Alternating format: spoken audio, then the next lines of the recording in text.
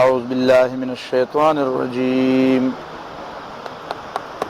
بسم الله الرحمن الرحيم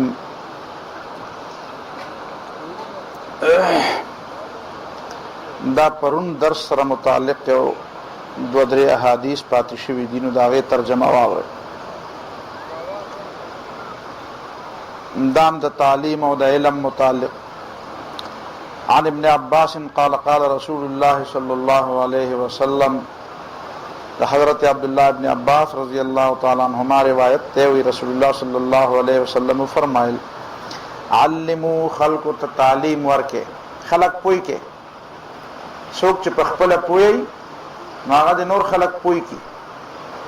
دا دا پوها خلق ذمہ داری دا چی آغا نا پویا پوئی.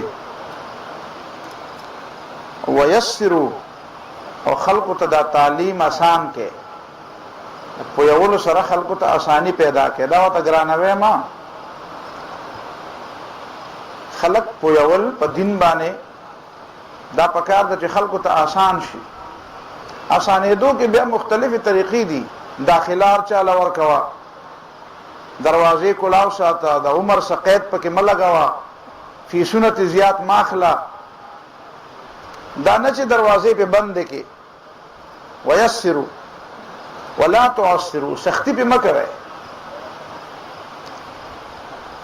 واذا غضب احدكم، او کله کله به شاګرد نه غلطیم کی، سړی له غصه ورځي. نو واذا غضب احدكم، چې کله پتا سو کې او تن له غصه ورشي، نو فليسكت، بیا دې په هغه وخت کې چپ شي. دا د غصې د بد انجام نه د بچ کېدو یو بهترینه طریقه ده، نسخه ده. دغه په غصه کې سړی د خپل نه کله کله داسې نامناسبه خبره وځي، بیا په خپای رستو، او خاص کر شاګرد ته سړی غوسه وکړي، خو بیا په ډېر زیات خپای. لکه شاګرد خو سره یو روحاني تعلق دی، دا د دینی علوم او د استادي شاګردي چې دا دی کې یو روحاني تعلقي، او دا دنیایي کاروباري علوم سي دي دی کې قدرتی طور په دی کې هغه روحاني تعلق نه. زما یو دوست مانه تاسو کوي تا په مدرسو کې سبق ویل، ست کاله په یونیورسيټي کې د ویل دي دوه په من کې څه فرق دی. نو ما ته دا خو ډېره اوږده خبره ده، دا ورسې په یو سوال کې نه کېږي، خو مې زه به تاسو یو جلک ووایم. وایي څنګه؟ ما په مدرسو کې طریقه دا ده چې څوک د چا نه سبق ووایي نو تر آخره عمره پورې وایي دا زما استاد دی، د نماز زده کړي دا زما استاد دی. او په کالج او په یونیورسيټي کې څوک د چا نه سبق ووایي او بیا ته تاسو کې چې فلان کې پیژنې وي، او دا زما استاد پاتې شوی دی. بس استادیم پاتې شي او شاګردیم پاتې شي. نو بیا راته هغه په خپل یو لطیفه وویله، وایي یاره دا خبره خو دې بالکل ټیکو کړه. وایي زموږ سره یو ملګری وایي د هغه د خپل پلار سره ورانه وه، نو وایي مونږ د هغه او د پلار په منځ کې جوړه کوله. نو وایي هغه یو ملګري خبرې نصیحتونه هم دی لږ ته کول چې خیر دی ته ګزاره وکړه، ته کشر یې دا یې دی. وایي هغه یو ملګری ورته وایي چې خوار نه شو، یو ګزاره ورسره وکړه، اخر پلار دې پاتې شوی دی، اخر پلار دې پاتې شوی دی. ما ته وایي ته پکې له استاد دی، وایي خو پلار ته وایي چې پلار دې پاتې شوی دی، پلار والي او زوی والي هم پاتې کېږي. نو دا ځکه چې دا روحاني تعلق نه که نه، نو دا دینی تعلق خو روحاني تعلق نو وایي چې غصه دله درشي نو خیر دی چپ شه، د خولې نه نامناسب خبره وباسې نو دا ښه خبره نه ده. نو دا ستا تربیت هم دی. الله دې په دې موږ له عمل توفیق راکړي.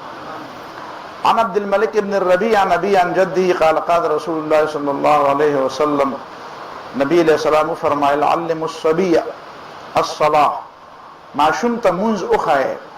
ابن 7 سنین چې دی د 2 کال شي، چې د 2 کال شي نو ماشوم ته مونځ زده که، مونځ باندې پوی که، بیا په مونځ یې ودروه. او تا ته ما یې خیر دی 20 رکعته تراویح پې مه کوه، ځکه چې بیا به تنګ شوي به چې دا مونځ شو که دا پوره قصه شوه. ماشومان د نو چېرته ټینګېدی شي، بچې هغه فرض کوي په ابتدا کې، بس دغه باندې هم دغه ده. او دا نه چې په اوله ورځ باندې د 2 کالو شي او سهار دې را پاڅېدلی او چوکرې پسې راغستې او وایې چې شابه پاسه د کټ نه راچې، نه نه ګزاره ورسره کوه، یو مونځ پې وکړه، بیا پې 2 وکړه، بیا پې 3 وکړه، بیا پې داسې ورو ورو سنت پې بیا وکړه، بیا داسې ورو ورو په چل چل زده کړه. ځان سره یې راوله چې ته کله کله وله څه اخله را اخله، چکر به درله درکړم، څه به درله والم، څه انعام انعام وله ورکوه، داسې په طریقه طریقه په مینې را عادت کوه. واضربوهم، او چې بیا یې واضربوه علیها ابن 10، چې د 10 کالو شي او بیا نه کوي مونځ، نو بیا پې ووهئ. ظاهره خبره ده چې ماشوم څوک وایي نو داسې خو به یې نه وایي لکه په موټو کې چې سړی غل ونیسي، داسې خو به یې نه وایي که نه. مطلب دا دی معمولی غونډه په چوکا یا د سفیړه یا د غوږ نه تاو راتاو کوي څنګه مونږ کې چې ته پته ولګي چې دا مونږ کول ضروری دي اله بده دا څنګه چې بیا بالغ شي به نه خبر هم نه یو هغه پورې ته زمړه لا فرض پنه ده نه نبی له سلام دا د مخکنه تربیت ولا ورکه عادت کا تعلیم دی بهرحال دی باندې نور تفصیل نکي کی صرف دا ترجمه عن عوف بن مالك انه قال بينما نحن جلوس عند رسول الله صلى الله عليه وسلم من پیغمبر علیہ السلام په خوا کې ناستو ذات يوم يورز فنظر في السماء نبی علیہ السلام بر اسمان تو قتل سوچو ثم قال هذا اوان العلم ان يرفع دا هغه دور را روان دی دا هغه دور دی چې علم به پکې ختميږي بس را روان دور دا څه دی چې دی کې به علم ختميږي تاسو به وایي چې ګوره علم زیاتیږي علم دغه ته یوازې نه وایي چې معلومات ډیر شي علم تا پرون چې څه تفصیلات او چې هغه د پزین کی کنه نو تا ته پته لګي چې علم څه شي ته وایي حرام او حلال او تمیز ختميږي حیا ختميږي په خلقو کې حقوق الله او حقوق العباد ختميږي سړی د دنیایي قسمو او سيزونو د پاره د دنیا د مادیاتو د پاره څومره جدوجہد کوي او د اسلام خبره په دماغ کې ناراضي مسلمان بتا ته وي یاره دا خبره کې خو زما په ذهن کې ناراضي نو استاره دماغ هغه فرمکه ګډه څنګه به پکې راشي يرفع دابه وچتي فقال رجل من الانصار الانصار يسلوي يقال له زياد بن لبيد دا غنم زياد بن لبيد زياد بن لبيد نمو نو هغه ايرفع العلم يا رسول الله وفينا كتاب الله والعلم بوچتيږي او الله کتاب موجود دی وقد علمناه علمناه ابنانا ونسانا ومن خپل زامنو ته خپل بچو ته دا خيو یعنی د پلار ذمہ داری د خپل بچی ته او بیا خاص کر په خپل کور کې خپل لونو ته خپل خزه ته خپل بچو ته دا دین خي دا د دې د بچو د تعلیم طریقه دار دنه د اجازه کې دې کې دا نکات مونږه خایو ورته فقال رسول الله صلى الله عليه وسلم نبی علیہ السلام ته فرمایل ان كنت لا اظنك من افقه اهل المدينه زما خدا خيار چې ته په مدینه کې ډېر پوهه سړی او خيار سړی هو ته ډېر ساده نو د پوهه خبرونه کړه ثم ذكر ضلاله اهل الكتابين بیا الله تعالی ذکر کړ گمراهی د بنی اسرائیل او يهوديانو او د عیسایانو وعندهما ما عندهما من كتاب الله او دا غي سرم د الله تعالی کتابونه موجود دي نبی علیہ السلام ته دا ګورې نه د اهل کتاب چې دین او غیب خپل بچو ته د خپل کتابونه د يهوديان خپل بچو ته وای او د عیسایان خپل بچو ته د خپل کتاب وای نو دغه ولې بیا گمراه شو یوازې په وینا کار کیږي دا نو دا بنیادی شی وعندهما ما عندهما من كتاب الله عز وجل فلقي جبير بن نذير شداد بن اوس بالمصلى مصلى ده يوزينم ده يا په ادغا کې فحدثه هذا الحديث عن عوف بن مالك فقال صدق عوف هغه دې خبره تصدیق کو ثم قال وهل تدري ما رفع العلم علم یوازې دې ته نه وایي چې استاد شاګرد ته وایي علم بداسي اوچتيږي چې د علم تقاضې به ختم شي د علم چې کومه تقاضې دي د علم چې کوم حیثیت او مقام دی د علم چې کوم علم د څه لپاره دی د علم حق به څوک نه ادا کوي نو هغه کې یو حق دلته وي چې هل تدري ما رفع العلم تا ته پته د علم اوچته د څه ته وایي نو قال قلت لا ادري ما ته پته نشته نو قال نبی علیہ السلام فرمایل چې ذهاب اوعيته د علم لوخي به ختم شي علم چې په کوم لوخي کې پروت دی به ختم شي قال وهل تدري اي العلم اول ويرفع كم علم ما اول چتيږي قال قلت لا ادري ما ته پته نشته قال الخشوع عاجزي یعنی اول خبره دا چې د علم د اوچتېدو د ختمېدو معنا دا چې علما به ختمي دا په یو بل حدیث کې د تشریح راغلی او چې علما ختم شي نو اتخذ الناس رؤوسا جهالا خلق بدن لجاهلان کپاره مشران فسئلوا ناغینه به تپوس کیږي فافتوا بغیر علم ناغه به علم فتوی لګي فضلوا واضلوا بخپل بم گمراه او خلق بم لکه دانن سبا تاسو ګورئ کنه دا په دې جیو ټي باندې چې څوک راځي ټول نغټ علامه غي خلق داغه نه مسلو ته پوښتنه کوي حالانکه دا پیډ خلقي دا کو چا ول څوک ول څور کوي دا خرڅ خلقي نو دا خرڅ خلقونه استادونه عقل کار نه کوي چې داغه نه مسلو ته پوښتنه کوي ته عالم په دې پیژنې چې په دنیا کې بس هغه په ټي وي او په ریډیو او په دې باندې ډېر زیات اوچت نه او بیا لګي داغه لپاره دلایل وي او د هر مسله تعالی روا کوي سره کنه هغه تر دې چې سود بم دل جایز نو ته په داسې علماء پسې ځې. دویمه خبره دا ده چې حتی لا تکاد ترى خاشعا، د علم نتیجه د الله تعالی یره ده. علم هغه ته وایي چې په هغې په نتیجه کې د سړي په زړه کې د الله خوف پیدا شي، د الله نه یره پیدا شي. د چا په زړه کې د الله یره وي نو هغه نه آیتونه خرڅوي او نه د چا د طمع او د لالچ د وجې نه بدلوي. هغه د انسانانو د خوشحالولو په ځای د رب د خوشحالولو کوشش کوي. انسانان خوشحاله شي نو څه به وشي او چې خفه شي نو څه به دا نه چې خامخا یې ته اوس په زور خفه کړه، خو نه د هغې د خفه کولو او د هغې د خوشحالولو دپاره دین مه بدلوه. که په دې خفه کېږي چې نه دین راته بدل کړه، نه ته ووایه راته دا مسله به راته ته ووایې، نه ته راته اوس دا ولیکه چې نه خیر دی جي دا خو ته ولیکه. نو زه درته څنګه ووایم؟ زه چې درته ووایم نو په دې بدلېږي. حرام او حلال مقررونکی خو الله پاک دی او رسول صلی الله علیه وسلم. دا عن ابي امامه سهل قال كتب عمر رضي الله تعالى عنه الى ابي عبيده بن الجراح. حضرت عمر رضي الله تعالى عنه ابو عبيده ابن جراح رضي الله تعالى عنه تلیکلو چې ان علموا غلمانكم العوم، خپل الکانو ته لامبو خای. لامبو پیژنې کنه په وبو کې لامبو چې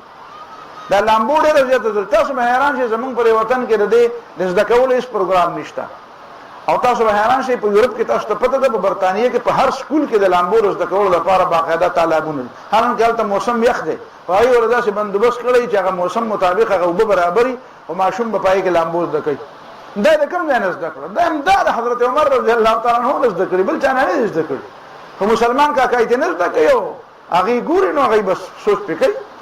چې کوم شی هغې ته پکې ښکاره شي چې دا شی خو د ما د فایدې دی، نو په کوم په فایده چې پوهېږي نو هغه زده کوي، او دا کوم چې نه زده کوي د هغې په فایده نه پوهېږي. د هغې د فایدې دپاره خو ایمان شرط دی او ایمان خو پکې نه پوهېږي په خبره که نه په هغې ځکه نه پوهېږي د هغې دپاره خو ایمان شرط. او قرآن تا ته ویلي چې هدى للمتقین الذین یؤمنون بالغیب، دا هدایت دی خو د هغه چا دپاره ده چې ایمان بالغیب لري. نو هغه ایمان بالغیب نه لري نو په هغې نه پوهېږي. چې نه پوهېږي نو بس هغه ایمان باندې پوهېږي چې ایمان راوړي. نو وی الکانو ته لامبو زده کې. او ومقاتلتکم الرمی، او مجاهدینو او غازیانو ته ایشتل زده کې چې نښه د نښې په ایشتو کې ماهري. امام بخاري رحمه الله به ناسته مرغۍ نه ایشته، چې مرغۍ به ناسته وه هغه به پاسوله بیا یې په هوا کې ایشته،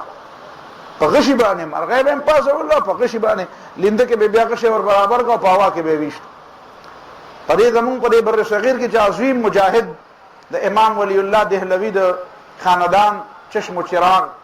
سید احمد شهید دهلوی رحمه الله، چې هغه اصل مقصد خود د هندوستان کې اسلامی حکومت راوستلو او د انګریزانو مقابله کول مقصد، خو دا د صوبه سرحد د علاقې دې دپاره خوښه کړه چې دا خلک دې خلکو کې د اسلام مینه ډېره ده. نو هغه وایي چې مخکې به دلته دا علاقه کې به ځان دپاره یو کیمپ جوړ کړم، دا به بیس کیمپ شي زما، دې ځای نه به مجاهدین تیارېږي او بیا به وردم په دې ټول بر صغیر کې اسلامي حکومت بېرته راولم. خو هغه خو به هر حال له سازشونو شکار شو. نو هغه سید احمد شهید رحمه الله چې و هغه دومره د ایشتو ماهر و چې هغه یو ځلې د خپل ملګرو سره ګپ لګو، شاګردانو سره کله سړی ګپ لګوي، ورته وایي چې زما مخې له کومه مرغۍ راشي زه به کومه مرغۍ ګزار وکړم دا به خامخا لګي. نو په شاګردانو کې یو شاګرد ورته وایي یاره جي که نیټۍ نه پوره نو بیا دا شاګردانو کې بعضې داسې یم که ورته وایي چې که نیټۍ نه پوره نو بیا به هم لګي. نو هغه ورته وایي چې نیټۍ نه پوره نو هغه زما مخې له راځي م نه، زما مخې له هغه یوه راځي چې نیټۍ پوره وي. نو دا هغه به بیا ځان یې دونه عادت کړی چې یو ځل په هغه پسې انګریزانو ورنټو د دهلي په دې جامع مسجد کې پرې سره غرمه کې پرې هر په شکال کې پرې کلا میدان کې داسې خپیاب لګرځېده. پولیس پسې حکومت راولېږل، نو پولیس دومره جرأت ونه کړ چې د بوټانو سره جومات ته ننوځي او خپیاب له خپې خو هغه سوال نه پیدا کېده چې هغه پرې فرش ګرځېدلی وی. نو واپس لاړه دروغ یې وویې وی مونږ هلته تلي خو هلته نشته. دومره هغه یو ځل ځان ته د غنو پولې داسې غنې داسې د دې نه هغه ځای پورې ځان ته غنې خورې کړې او سپلی او بوټانې ویست او خپیاب له خپې کې منډې کړې. شاګردانو ورته وایي چې یاره جي دا خو ته داسې کار کوې چې دا خو لا یکلف الله نفسا الا وسعها، دا خو الله تعالی د چا نه د دې مطالبه نه کوي. هغه وایي زه د خپل وس ګورم، وایي ګوره زما خو پرې رامنډه دا د وواله خو زما وس ته، وایي د خپل وس لږ کتل غواړي، الله خو د وس نه زیات د چا نه غواړي، خو د دې وس معلومات هم لږ پکار دي چې وس دې څومره دی. نو وایي زه خپل وس ګورم لږ. دا هغه دا چا په ذهن کې د الله تعالی نه یره وي، د الله تعالی د دین مینه وي، هغه بیا دې له لارې وباسي. او دا څوک باندې کې دې پته ولګېده چې دی خو چل ول کوي. عن ابي عطيه قال كتب الينا عمر، حضرت عمر ابو عطيه وی مونږ ته بل خط لیکو چې ان علموا نساءكم سوره النور، ځوانانو ته خدا وخه لامبو ته وخه او مجاهدین او غازیانو ته اشتل وخه چې بالکل نه خطا کی، او زنانو ته وخه سوره نور. ټول قران ورته خودل غواړي، خو سوره نور ورته خصوصي تور په دی وجه وخه چې په دې کې د پردې او د حیا ډېر مسلې دي چې دا ورته زدي. کم از کم هغه زنانه سم مسلمانه زنانه به چاغه ته سوره نور نه معلوم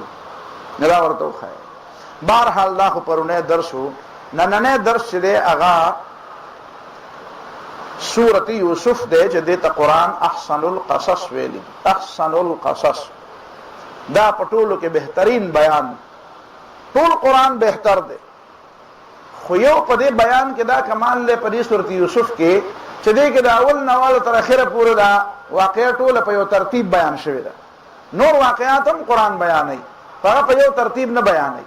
دا غینه کله کله د مطلب زین راځي. او دا واقعا صرف په دې صورت کې ده، بس د دې نه علاوه په بل صورت کې شته نه. او دا صورت هم ټول دغه یو واقعیا ده د دې وجه، او په دې کې عبرتونه ډېر زیات دي. احسن ورته په دې وجه وي چې په دې کې د عبرت خبره ډېر زیات دي. دا بیا وګورئ ځان له ټولې خبرې خو دلته نه بیانېږي، دلته موږ سره 15 خبرې بیان کړو. دا اصل کې داسې وشوه چې د مکې خلکو خو د یهودیانو سره رابطه وه، کني د مکې خلکو ته ځان لم څه پته نه لګېده، د مکې خلکو ته ځان لم څه پته نه لګېده، خو دونه خو ورته پته وه چې دا بني اسرائیل چې دي نو دا په مصر کې وو، او د مصر نه د فرعون په زمانه کې د موسی علیه السلام په قیادت کې د مصر نه وتلي دي. نو بیا دا سوال یهودیانو د مکې والو ته ووایي چې د دې پیغمبر علیه السلام نه دا تپوس وکړي چې دا ټیک ده چې دا خبره چې د موسی علیه السلام په زمانه کې د بني اسرائیل د مصر نه ووتل، خدا راغلی دلته سلو او دا کله راغلی دایره خبر ده چې یو سړی یو ځای نه وځي او ته یې دې نه لاړ، نو دا د بل ځای نه چې راغلی ابراهیم علیه السلام خو ښکاره خبره دی په شام کې فلسطین سره چې دا کنعان کومه علاقه ده، نو دلته ابراهیم علیه السلام راغلی او اوسېده، خو هلته یو زوی دلته حضرت اسماعیل علیه السلام دلته په مکه معظمه کې پرېښود او اسحاق علیه السلام خو هلته، نو دی خو هلته زیات اوسېده، دلته خو به کله کله راته زیات د اوسېدو ځای خو یې دغه فلسطین. نو بیا د ده اولاد کله تللی دی مصر ته چې بیا د موسی علیه السلام په زمانه کې لاړ. دې کې د یهودیانو مطلب و، د یهودیانو مطلب دا و چې عرب خو د دې واقعاتو نه خبر نه دي، او دوی خو دا فرض کړی و چې دا نبي علیه السلام نعوذ بالله د ځانه لګیا دی. نو بیا دا وایي چې او دا خبرې خو دته نه معلومې، ځکه چې دا خبرې خو عربو ته نه دي معلومې، نو لازما به دا چا یهودي په تکل کې بیا ګرځي او هغه یهودي ته به وایي چې دا څه چلو، نو موږ نه به زده کوي، نو بس په خپله به د هغه دروغو پته ولګي. نو الله رب العالمین د دې خلکو په جواب کې دا ټوله واقعه راولېږله، دا ټول سورۃ یوسف یې راولېږله. او یوازې دا نه چې د دې د خبرې جواب دي ته وایي اوس به دې ته غوږ دی، ښکاره خبره دی، سوال تا کړی دی که نه، نو سوال جواب ته خو به ته اوس غوږ دی که نه، او د سوال جواب ته چې ته غوږ دی نو په دې کې بیا په دې منځ کې بیا ډېرې خبرې دي. بیا هغه فارسي کې یو لفظ وایي که نه سر دلبران در حدیث دیگران، سړی د بل چا په قصه کې خپله خبره کوي، دا یو کمال دی. نو دلته قرآن دا کار کوي، ورته وایي چې اوس تاسو سوال کړی دی چې دا بني اسرائیل د مصر ته څنګه لاړه، اوس دې ته غوږ کېږدی چې څنګه لاړه، خامخا به ټولې خبرې ته اوس غوږ دی ځکه ستا د سوال په جواب کې دا راغلي. نو په دې کې ورته ضمناً دا وایي چې ګورئ ورته دا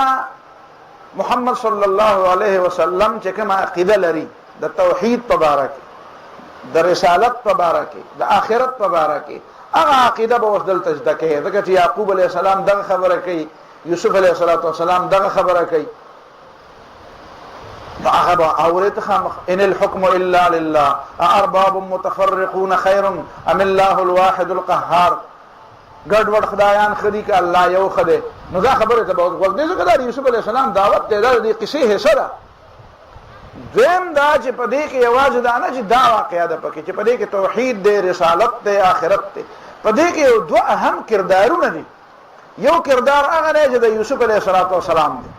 د یعقوب علیه السلام دی. یو کردار هغه دی چې د هغه د رونو دی، بیا د دې رونو نه چې دا خبره جدا شي او مخکې لاړه شي نو بیا یو بل کردار شروع شي. یو کردار هغه دی چې بیا د یوسف علیه السلام دی، او بل کردار هغه دی چې هغه د زلیخې چې د مصر د یو عزیز او د یو لوی سړي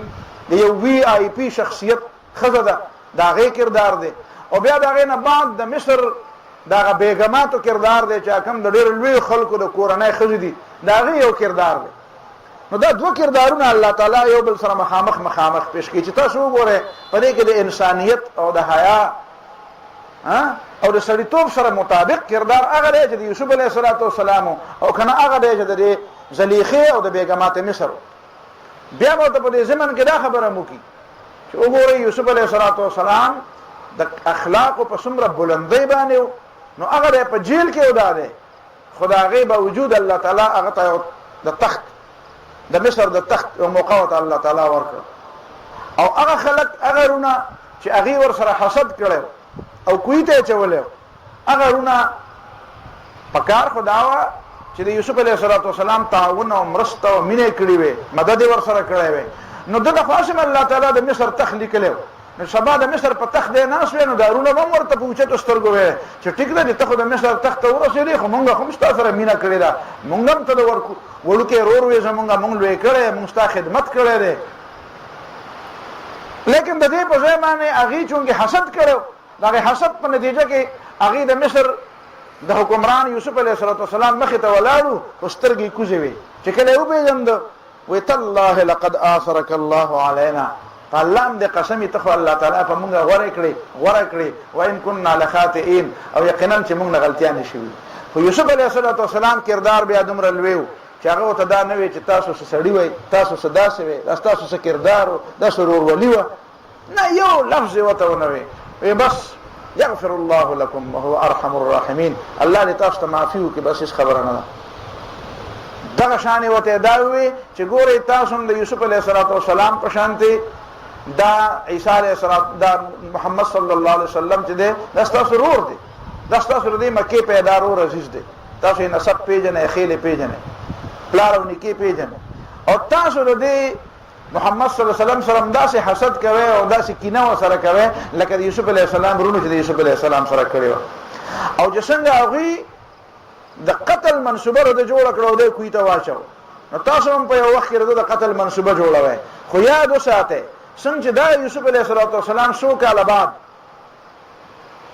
دا د مصر په تخت باندې ناست و ده ته په دې پردیسۍ کې الله تعالی یو ډېر لوی عروج ورکړ په دې پردي وطن کې الله تعالی د یو ډېر لوی عروج ورکړ یو ډېر لوی ترقي وله ورکړه اگر چې خپل ورونو په دې خیال شړلی او چې دی به ورک شي ختم به شي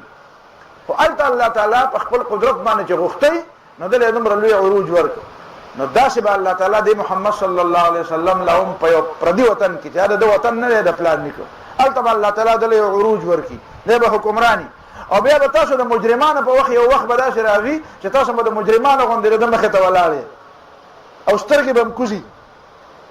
او بیا ګوره رسول الله صلی الله علیه وسلم وکړم داسې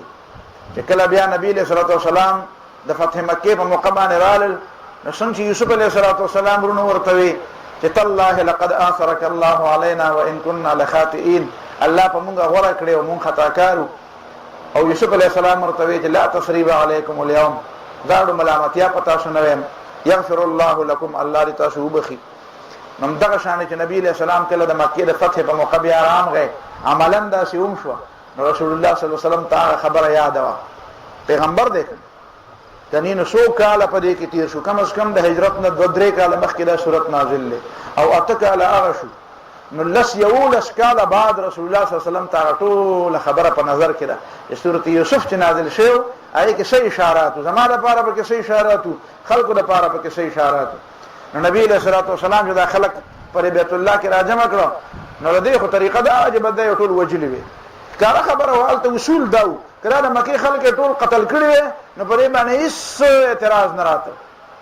نو نبی علیه السلام ورته وایه که نه یاد دي درته خپل کارونه وی چې بلکل راته یاد دي نو بیا نن خو زما نمبر دی نو څنګه چل وی څه به سره کوم نو دی ښکته کاته وی اخ کریم وابن اخ کریم ډېر شریف انسان پلار نیکه ډېر شریفان خلک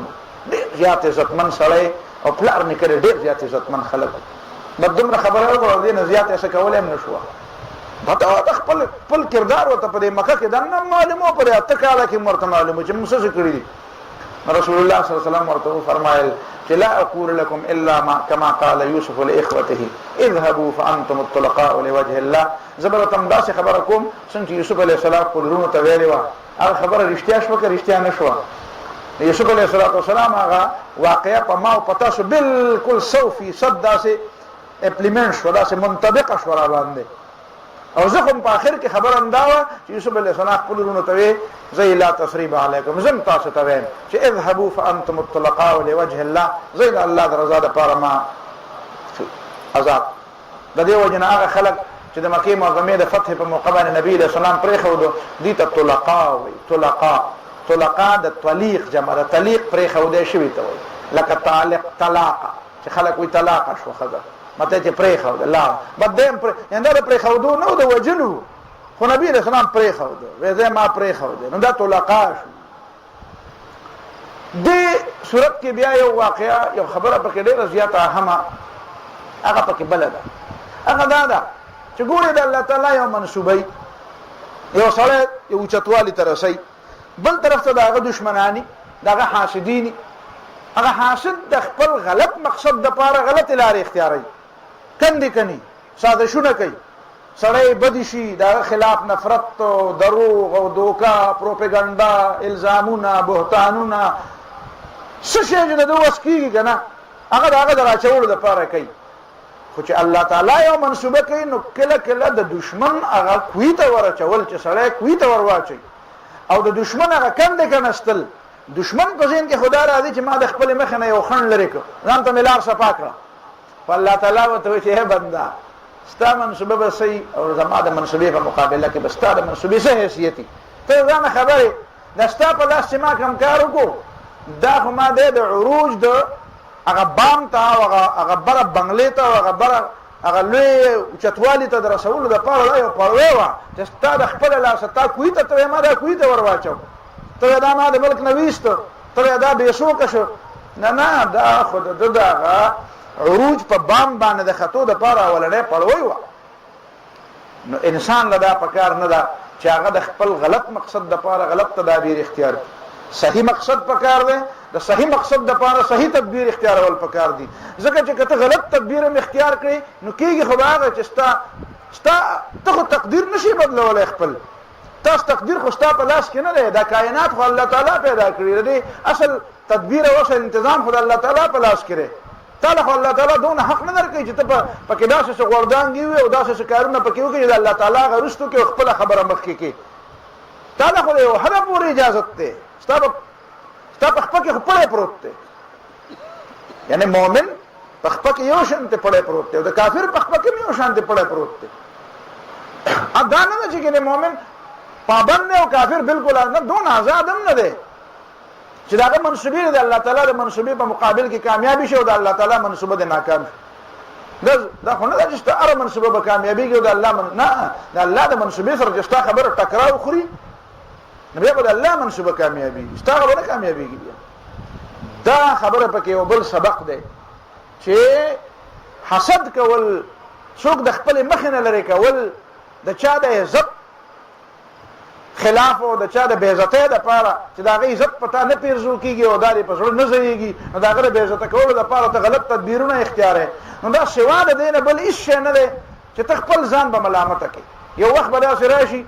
چې ته به په خپله بیا ملامته ولاړې چې اوهو دا ما څه کول، لکه د یوسف علیه السلام رونو ته وګوره، لکه زلیخې ته وګوره، ګوره زلیخې له هم الله تعالی یو موقع ورکړه. یوسف علیه السلام ډېر ښایسته جوان خو راغی ستا کور ته او ستا خاوند خدای وایي چې عسا ان نتخذه ولدا، عسا ان ینفعنا او نتخذه ولدا، دا او زمونږ بچی شو. نو چې دی په خپل کور کې د بچي په شانتې لوی کړی او دی ورته بچی ویلی وی، نو بله ورځ خدا د مصر په تخت باندې اسم کېناسته، نو په ځای د دې چې بیا د مصر تخله یوسف علیه السلام ته دا مطالبه وکړه چې هغه ښځو چې لاسونه کټ کړي وو دا څه کیسه وه، نو په هغه موقع باندې به زلیخې ویلې وې چې چا به لاسونه کټ کړي ما دپاره خدا بچی و، ما خدا د بچي په شانتې ساتلی دی او د ده په دې تربیت کې زما هم حصه ده، نو د دې به هم په هغه وخت کې سترګې اوچتې وې. لیکن د دې په ځای چې دا په هغه وخت کې دنیا ورته کتلی چې ښه ګوره د دې هم دا مقام دی چې د دې جوان تربیت کې د دې هم حصه ده، دا د دې په کور کې هم لوی شوی دی. نو په ځای د دې د هغې سترګې کوزې وې او هغې وې چې ویږې په خبره، دا خبره خو ټیک ده چې ولقد راودته عن نفسه وانه لمن الصادقين ذلك ليعلم اني لم اخنه بالغيب وان الله لا يهدي كيد الخائنين. اگر دا رستنه مقوله خو یوسف علیہ السلام ده، خدا مخکینه خبره چې بالکل مونږ غلطی کړې او یوازې هغه د زلیخې نه د مصر غټولو خزو وي. ګوره دا خبره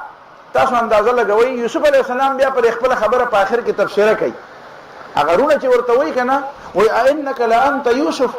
تاسو ښکار لکه چې هغه یوسف ته ناغه وای انا یوسف، دا یوسف زم وهذا اخي او دا بنیامین می غرور ده. قد من الله علينا، الله په مون احسان او په خپل خبره کې دا شنه وایي چې دا زما غلط کمال لمنه کنه منه تاسو خو کوی ته چولې ما خدا ما کردار منه کنه مال سن چل راځي زه شوکم او کوم مرحلهونه تیر شم. یو غلام سړی د پاره د مصر په تخت کې ناستل سواله خبره ده نو دا شی ونه وي وینا قد من الله علينا او الله تعالی باندې احسان وکړو. دا د الله تعالی احسان دی. نو بیا په ځین کې دا راځي چې الله چې در باندې احسان وکړو خو ستا خو به څه کردار وکنه نو بده پر اشاره یو دو خبرې کوي سره وړي هم تکي چې بظاهر هغه ډېر تفصیلی کوي نه ډېر کلاوي نه. وانه من يتقي ويصبر فان الله لا يضيع اجر المحسنين. بد دو خبرې چې اختیار کړي کنه انه من يتقي چې تقوا اختیار کړه هر قسم حالات چرال خود غلط تدبیرونه نه اختیارول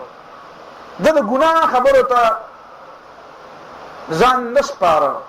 د ګناه خبرو له په دماغو کې ځای نه ورکاو. انه من يتقي دا اتار چړاو دا د کوی ځوان دا بیا د خرڅېدو د غلامۍ ژوند دا د جیل ژوند دا ډېرې مرحلې راځي. خو یتقي چې تقوا سړی اختیار کړ او د تقوا لمنې پرې نه خوده او ويصبر په هر حالت کې په خپل خبره ټینګ پاتې شو په هر مشکل کې صبر وکړو او د صبر لمنې پرې نه خوده نو ګوره فإن الله لا يضيع أجر المحسنين. الله تعالی بیا د ښه عمل کوونکو مزدوري نه ضایع کوي. ښه دا مطلب دا دی چې ما دوه کار کړی دي، بس ما تقوا اختیار کړی ده او ما صبر کړی او د تقوا او د صبر په نتیجه کې به الله تعالی مال انعام هم راکړي. دا هغه بنیادی خبره دي. او بیا پکې یو بنیادی خبره ده په ذهن کې کېنه ده چې کچرته کرداري کنه مو هو وایي چې مادي قوت ضروري ده. دا شنو الله مو واعدوا لهم ما استطعتم من قوه، دشمن د مقابله د پاره طاقت تیار ساتي. او حدیث کې راځي الا ان القوه الرمي او وش دي حدیث وي چې مقاتلتكم الرميه خپل مجاهدین او غازیانو ته اشتلو خای میزایل جوړول او اشتل ورته خای وایي په خبره نخي اشتل ورته دشمن قلاګان ورانول ورته خای ورانول باندې هم پوي کې په جوړول هم پوي کې په دواړو باندې پوي ول پکار دي. یوازې په ورانول هم نه دی پوي دل پکار چې په ورانول پويږي او په جوړول بیا نه پويږي. نه ورانول لري د پاره وګړي دا نقشه په غلطه جوړه شوی ده، په غلطه نقشه شی جوړ شوی چې په صحیح نقشه جوړو. ظاهره خبره ده کنه چې جمعه د منظر په نقشه جوړ شوی ته روانه نه خو چې ورانول چل درځي چې ټکی په زراله او بیا جوړول په چل نه پويږي. او سړی ته وایي چې مسله راوړي دا څه شی ده ناغه وته وی چې قسم مرشم خو سپي به مخري چا نه بیا تاسو کوي دا دې مسلې حل چې تاسو نه هم نشو به ته وایي نو دا بابا اوس خو ژوند دی نو اوس خیراته وایي کنه به زه خو به ځان نه پويږم زه به ځان نه پويږم. نو دا طریقه نشو کنه طریقه دا نه چې ته رانول پويږي رانول بجای خود خو مقصد نه دی رانول خو د جوړول د کله سره خپل کور رانه کنه باندې یا الله که سړی چې نوې جامې په بازار کې ته 15 غزه لټه والے او کپڑا والے مزیدار سواله ته وي د قدر جامې او د اسبه ته په دې وړي کې چا کوم دي مړه ها کارټن نو چې ته درځي نه یو څه نه په اولنې کار څه کوي اول ځل به ګنډي کوي اول ځل به قنچي کوي ځکه چې مطلب څه وایي چې خدای دې کار کوي پارک داسې دا ما راوړي دا ګنډ تاسو چې درځي له جامې وي نو څه ته دا براله ګنډه کوي دا براله قنچي کوي د څه څو ته معلوم دی چې هغه درځي له کپڑے یو شي وته وي دا براله قنچي کوي ها جی څه ته وي درځي ته وي دا براله او ګنډي او درځي ولا نه کار څه کوي هاي ګنډي کې قنچي کوي ما ته دا کې ما ته خپل کلی او ماشوم یاد دی اما شوم له مور ولور کپڑے ورکړي دا پلان کې کوي یو څه دلې جوړ کی هغه چې کور آلته یوړې بس هغه چې په قینچو هغه دا ماشوم په پدا تړته کې شروع کړ او چې او خزته بدر دی دما وې مال خوي چې جوړې وې دا به تا خوراله وشلول او چې مور تر مور چې واله وې مال خوي جامې ټولې وې قینچي په کې خو ټولې ورکړل نو توایا دا قینچي به هغه څوک چلای چې بیا د ګندل په چلم پويږي کنه او د ګندل په چلم نه پويږي وېش لې نه بیا بس کوي بیا به ګندل بل چاله وړي دا خبره زین کې کینه او جرانول دا د جهاد موضوع ده خدا په زمن کې رااله ویګه په خبره چې مادي قوت پکار ده دورانول قوتم پکار ده دورانول قوتم پکار ده دا قلاګان ورانول مې زده کول غواړي خو د دې لپاره ورانول زده کول غواړي چې به جوړی کو دا په غلطه نقشې جوړې دي ویګه په خبره مخکې په یو نقشه یاله کړه مثال په تور یاله په پیښور کې فرض کړه وړو میل نشته د پنجاب نه مونږ وړو راوړو فرض کړه نشته او ټول میلونه د کپړې خو مونږ ته سم ضرورت دی مونږ ته د وړو ضرورت دی نه یو سره مونږ ته وی چې لکه د بل میل اجازه خورته نه درکو او دا د کپړې د میل چې جوړ دی ردی نه وړو جوړوي ته به سوې چې لکه د کپړې د میل نه وړو جوړي د کپړې میل چې په کمانداز جوړ دی نه پای کې وړو پای کې کیږي دانه پکې وړو کیږي تبا لازم انوي چې یاره به دې کې باندې نقشه بدلول غواړي دینه بغیر کار نه کیږي دغه چې کوم ماشينري ده هغه د پومبینه د تارونو د جوړولو او د تارونو بیا د کپړې د جوړولو ده او ما داسې ماشينري پکار ده چې هغه غنم وینځي پاکي کی وچی کی بیا وړکی بیا ته بوجړه کی او بیا هغه سپلای کی نو هغه لپاره بیا بل انداز پکار دی د وړو ماشين انداز جدا دی د کپړې نو ته چې د کپړې د ماشين نه د وړو ماشين جوړه د وړو جرم ته جوړه نه لازم هغه ورانه هغه ماشينونه به لري کې خدا به دې لپاره لري کې چې دې بیا دا غوړه کول هغه ماشين راوړم او کته دې ورانه ول بچل نه پويږي نه بیا جوړول نه کیږي ته چې دادی می خیر ده د چا خپل هم پکې نه خوږيږي او شاید هم روح دا نه کیږي چې کپړه دې قینچی کړي نه او جدا کړي نه دا نه ګندل کیږي دا د خلکو تصور غلط دی یاره جی د جهاد نه بغیر به د ارسه سمول پکار دی به دا چې په خوګه کې به سم کو یاره جی پر خلک به راسي یو دړې چینی ورواچو او دا چې خوګي خبره وکړو په دې خوګو نه سمېږي دا دوه خبره بس ده دا ته په دماغ کې کومه فلسفه پرته ده روانول نه بغیر جوړول څنګه کیږي یو خدای چې بالکل څه نقشه نه نو نقشه خو د مخ کې نشته څه شی خو د مخ کې نه جوړ دی نظام خو دا چې بالکل چې هیڅ نقشه نه دا څه زمکه په دنیا کې اوس نشته چې پای کې هیڅ حکومت نه کشته دا څه زمکه تاسو ته معلومه ده پر زمکه کې دا څه خطه معلومه ده چې پای کې هیڅ حکومت نه او هیڅ نظام پکې نه نو کدا چې مخ کې نه وي خمون بالته تللی وي مونږ وایي چې بدلته هیڅ نقشه نشته په خوشی ډاګه ته ما ته اوس وایي چې ولې دا ټول کورونه په خوشی ډاګه نه دي جوړ شوي نه ما دا څه خوشی ډاګه ولا کم ده چې پای کې هیڅ حکومت نه د شیطان د شاګردانو پکې د مخ کې نه پکې هیڅ په نقشه نه شي جوړ شوی او تا ته پکې اراده لکه دا شړز مکر او ته پکې اسلامي نظام راوړ ای داسې نو بیا پای ورډه نه کو دغه خو خلک په هغه ځای کې چې پکې کاڼي نو اډار کانو کې ډدی وکي نه اواري کړي مخ کې نه اواري یا ګډه څه لکه نو مخ کې نه اواره کم ده نو دې خبرو باندې بغور کې نو مادي قوت خو پکار دی خدام درته ویم د دې قصې نه دا معلومیږي د بیان چې یوسف علیه السلام کې چې څومره اخلاقی قوت نو دین قرآن نه دا مونږ ته وایي احسن القصص چې دا دماغو کې کینه وي چې دا عین ممکنه ده عین ممکنه ده او دا شویم ده دا په تاریخ کې بار بار دوهراو شویم ده اگر چې چاته به معلومه او چاته به نه معلومه چې یوازې اخلاقی قوت چې ده کنه هغه کله کله یو ډیر لوی فوج کار کوي یو اخلاقی قوت او اخلاقی برتری چې کومه ده اخلاقی برتری چې پچا کې د اخلاق په انتها درجه ورسول الله صلی الله علیه وسلم چې مدینه منوره ته راغله ده نو مدینه منوره ولې په ډېر جزء غشته رسو یعنی مدینه منوره چې دا چې د ریاست د اسلامي ریاست بنیاد ده نو دا په ډېر جزء غشته شوی ده نجی دا خو بغیر د رسول الله صلی الله علیه وسلم کردار وکړ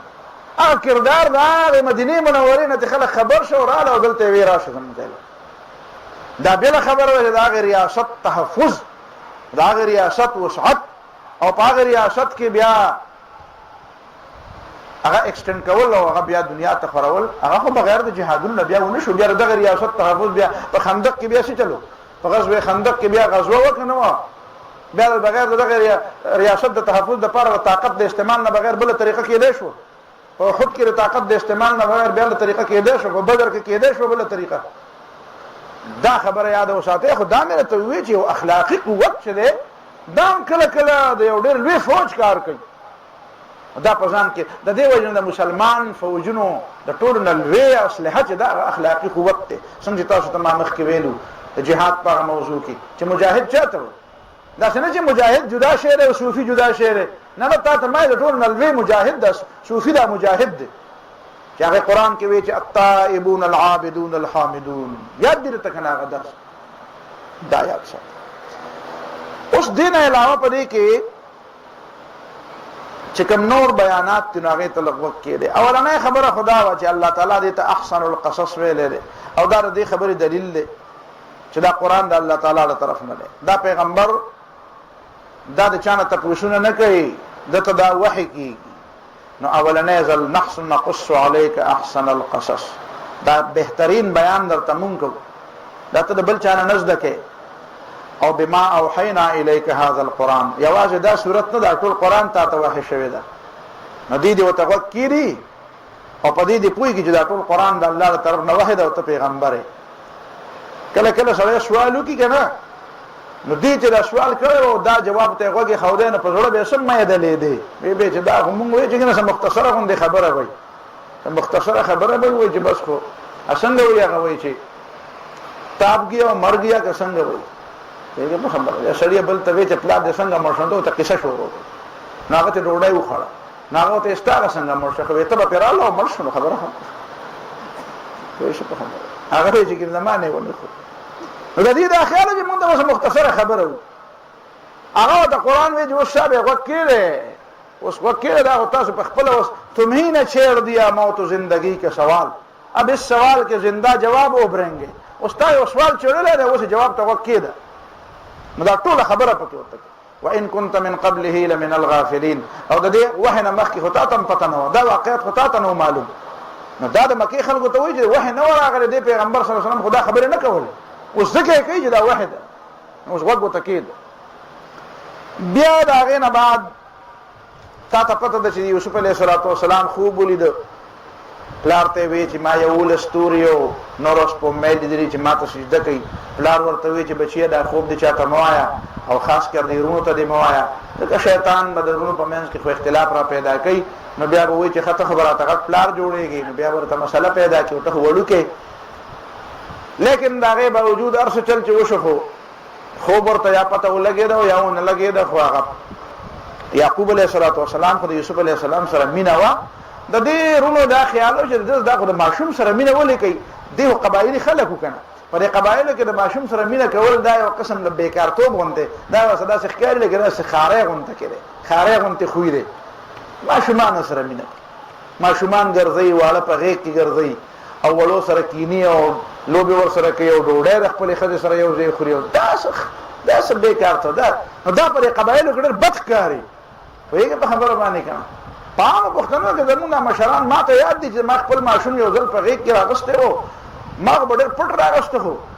بیا د لهر نه والد صاحب لیدل او بیا چې هغه کومه خپلته وي الله دې وبخي بیا د ما ته بل بیا کوړه نه راتله دا د اوسنۍ زمانه لکه یا پکې نشته ترورې بچی ګرځي په غیږ نو دا مزاج دی قبایلی مزاج دی وایي په خبره باندې او دا هم پښتنو د پخوانو مشران ټول قبایل یوازې دغه نه وي پښتانه ټول قبایلی مزاج ولې نو دین به چې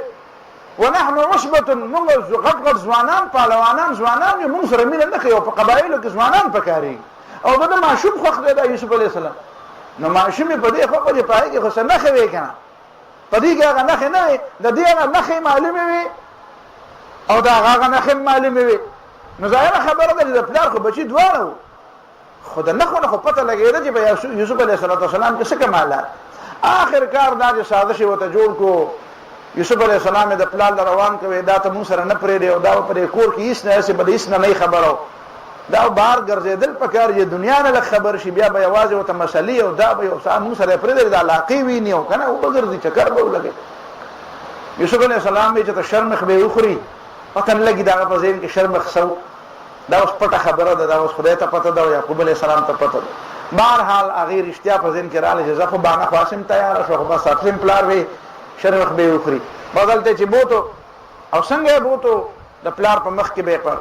ښه په قدر احترام روان کړی، خو هغه ولا بیا دیکې ورکولې. دا چې بیا هغه یوسف زلیخه یو کتاب دی د علامه عبدالرحمن جامي چې هغه ګورې که نه، نو هغه پسې بیا ډېر زبردست یو خوندور یو مزه یې بیا اخیستې ده چې دی روان کړی و. نو په دې ازغو کې یو دیکې وله ورکولې او سپېړې وله ورکولې او دا او بدره دې ورته ویلې او ده به وی چې کجایي ای پدر آخر کجایي، پلاره کم ځای او د چندی حال من غافل چرایی، ما باندې څه تېرېږي دې نه خبرې او بیا بنگر مرا تا در چه حالم، نه ما تپوس وکړه چې په څه حالت کې یم، بدست این حسودا پای مالم. او دا حاسدان چې دي دا مې په خپو کې راچقی.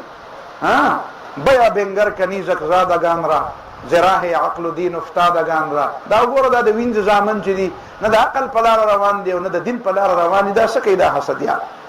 او بیا یې کوی ته ور واچو خو کمیس یې ترې رالرې کړ او کمیس یې بیا چېرته کې په وینو باندې ککړ کړو. څه یې نه بیا را پیدا کړی وي، خدای خبر ګړې وجلې او که پیشو یې وجلې او که بل څه شی وجلې، پته نه لګي چې څه به وجلې. او قرآن نه دی ویلي خو دمن کذب وجاءوا على قميصه بدم كذب، هغه کمیس یې وله راوړو وجاءوا اباهم عشاء یبکون چې ماښام ماسوتن ناوخته راغله، ناوخته یې که نه چې لکه مونږ په تکلیف کې وګرځېدو خفه وو نو چې راغله نو ژړلې. پلار ورته چې ولې ژاړی وی چې دغه شانې مونږ خو تلو هلته مونږ منډې را منډې والې. یوسف علیه السلام ته مونږ وی ته به را سپلی مپلی و کمیسونو ته به ته کښېنې او دی ناستو چې رالو بس مري خوړلی او وی دی کمیس دی. یوسف علیه السلام چې یعقوب علیه السلام چې کمیس ته وکتل وی بل سولت لکم انفسکم امرا، سازش کوم کړی دی ځکه چې کمیس په وینو لړلی دی خو بلکل سري شوی نه دی، روغ جوړ دی. نو دا خو عجیبه شی و، عجیبه زمری و چې راغی ته ښه مزاحمت هم در ونه کړو، کمیس یې ته ښه په قلاره ویسته او چې بیا خوړه نو بیا خوله په دې باندې پاکوله. اوس عجیبه هم مې خبره ښکاري، بیا سازش هم کړی. دروغ ګوره حافظه نه باشد که نه چې سړی دروغ وایي وایي د هغه حافظه کار نه کوي. چې حافظې کار کولی نو خو سري کړی راسي پرې غاښونه به یې شو کولی را شو کولی به وی. خو بهرحال یعقوب علیه السلام قیاس وکړو، دا قیاس دی اجتهاد یې وکړو. بیا بهرحال یو قافله راغله او هغې باندې خرڅ شو، مصر ته لاړ. په مصر کې زلیخا چې د عزیز ښځه وه دا په دې مصر کې ډېر لوی سړی و. عزیز معنا دا چې په مصر کې ډېر لوی سړی و، وزیر و هر څه چې خزانې افسر و یا بل څه، خو لوی سړی د بادشاه. نو د هغه بچي نه و او دا زلیخا نوم هغه لیکلی دی، کتابونو لیکلی دی، هر څه چې و قرآن خو د هغې نوم نه لي، د ښځې نوم قرآن په دې وجه نه لي چې څه ضرورت دی ورته. امرأة العزیز ورته وایي، د عزیز ښځه ورته. نو هغې ته یې وویې چې اکرمي مثواه، دا ګورې غلام په ځای باندې مه ساته ښه، اکرمي مثواه، ده له ښه د شرافت او د عزت ځای ورکړه. ده کې نښې معلومېږي، نښې خو د چا نه څه کمې نه دي. او هغه بیا عسى ان ينفعنا او نتخذه ولدا، کېدای شي مونږ ته بچی جوړ کړو. بیا خو د دې بچي نه و، نو هغه به بهر چې په خپل دفتر کې او په خپل کاروبار کې به مصروف و، دی خو به په کور کې خدمت به یې کو. آخر کار دا چې دی بیا لوی شو، بیا یو ځل د عزیز د ښځې نیت خراب شو، بهرحال د هغې په ذهن کې بیا څه سازش جوړ کړو. یا یوسف علیه السلام الله تعالی د هغه سازش نه بچ کړو. بیا دا خبره یوازې دا نه وه، دا دومره بې حیا ښځه وه چې دی بیا باقاعده ښځې راغونډې پته ورته ولګېده چې ښځو کې خبره مشهوره شوه چې دا خبره خو داسې ده. او ورته دا څنګه ښځه ده چې ته وګوره تراود فتاها عن نفسه، په غلام سره داسې خبرې کوي او د غلام نه د دې خبرو مطالبه کوي. دومره لوی دا افسران لږ دي پوهېږې، په غلام نوکر سره هغې ورته وایي چې تاسو صبر وکړئ چې تاسو یې وینئ نو ستاسو به هم ډېره، یعنې دا اندازه لګوئ چې د دې بېګماتو ذهنیت څه و. دا نن سبا کې خلک ولې پرده وایي که نه، پرده چې پردې خبره ورته ته وکړې نو دوی وایي دا دقیانوسیت دی، دقیانوسیت. خو تاسو ته پته ده چې دقیانوس د یوسف علیه السلام نه خدای خبر څو سوه کاله، دا خو د عیسی علیه السلام نه هم 300-400 کاله پس دقیانوس راغلی، 300 کاله تقریبا. نو چې د عیسی علیه السلام نه هم 250-300 کاله پس دقیانوس راغلی. نو دا خو د هغه دقیانوسیت نه ډېره مخکینۍ خبره ده. دا ته چې ورته څه وی روشن خیالي وی، ته پردې ته دقیانوسیت وی، خو د دقیانوسیت نه خو ډېر په زرګونو کاله مخکې چې دا ته چې ورته نن روشن خیالي وی، دا خو هلته په مصر کې وه که نه، په مصر کې هم دا شی و که نه چې هغه بیګمات وی او بیا ده راغونډې کړې ولې دعوت وکړو او ورته ویې کښېنئ ما نه په برتانیه کې یو سوال کا سوال وکړو چې ډېر علماو نه مې سوال کړی دی د دې تپوس زه چا مطمئن کړی نه یم نو ما که ما مطمئن نه کړی خو د دې به دا معنا نه وي چې ته په دین مطمئن نه شې خو زه به په هغې کې یو شامل شم خو خیر دی ته دې خپل خبره ووایه وایي خبره زما دا ده چې دا قسمه خبره څنګه ده چې دا قرآن دا وایي چې یوسف علیه الصلاة والسلام یې راوستو او ښځو له چړې ورکړي اعتدت لهن متکئا ټولو دپاره د تکیا ځای تیار کړ چې ډډې ولګوي داسې لکه حال دی او پای کې ناستې دي او تکیا او میوې ورته کېښودې او هر یوې له چاړه ورکړه ښې تېرې تېرې چړې وې ورته او ورته وې دا خورئ او وقالت اخرج علیهن او دې ته یې ووې د یوسف علیه السلام ته دې ووې چې اخرج علیهن راوځه دې طرف ته راشه دا خو نوکر دی غلام دی چې نه راځي نو څه به کوي راووتو چې راووتو نو د دې خو دا خیال ویس د زلیخې خو دا مطلب و چې یوسف علیه السلام راشي نو دا ښځې به ویني نو زما نه به الزام واوري ځکه چې دی به م په خپله په دې پوه شي چې دا زما چایس او دا زما انتخاب چې دی په دې د دې څه اعتراض شته په خپله به دي په خپله او ورته معلومې وي یو بل خلک پېژنې که نه وایي باز ښکاري پېژني او ښکاري باز پېژني نو دا خو ښکاریان دي نو ښکاریان یو بل پېژني ځان ورته معلوم دی نو د هغې نه بعد چې کله هغه راښکاره شو اوس تاسو ګورئ یو عام جوان چې د کومې علاقې باشندی او د هغې علاقې د بیګماتو دا حالت وي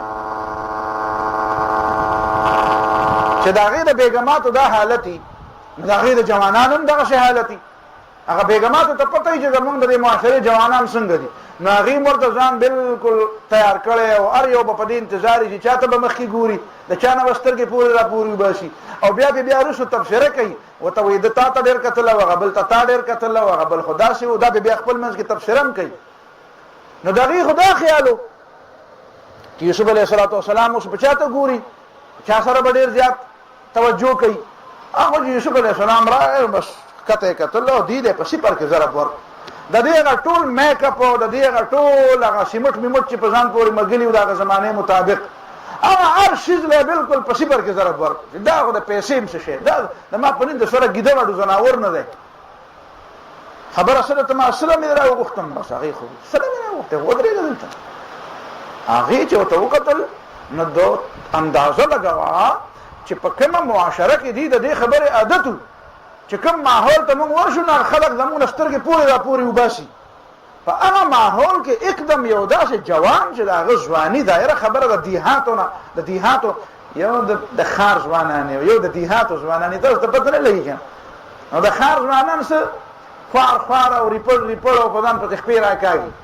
او د دیهاتو ځوان چې په دیهاتو کې لوی شوی اصلي کوچ او غوړي خوړلي پوهېږې په بانډو کې په دیهاتو کې منډې والي په اصلي آب و هوا کې پاتې شوی پوهېږې او دا خو شپه او سهار چې وده شي بیا د ماسپښین د 4 بجو پورې ودی دا د غریب به څه صحت وي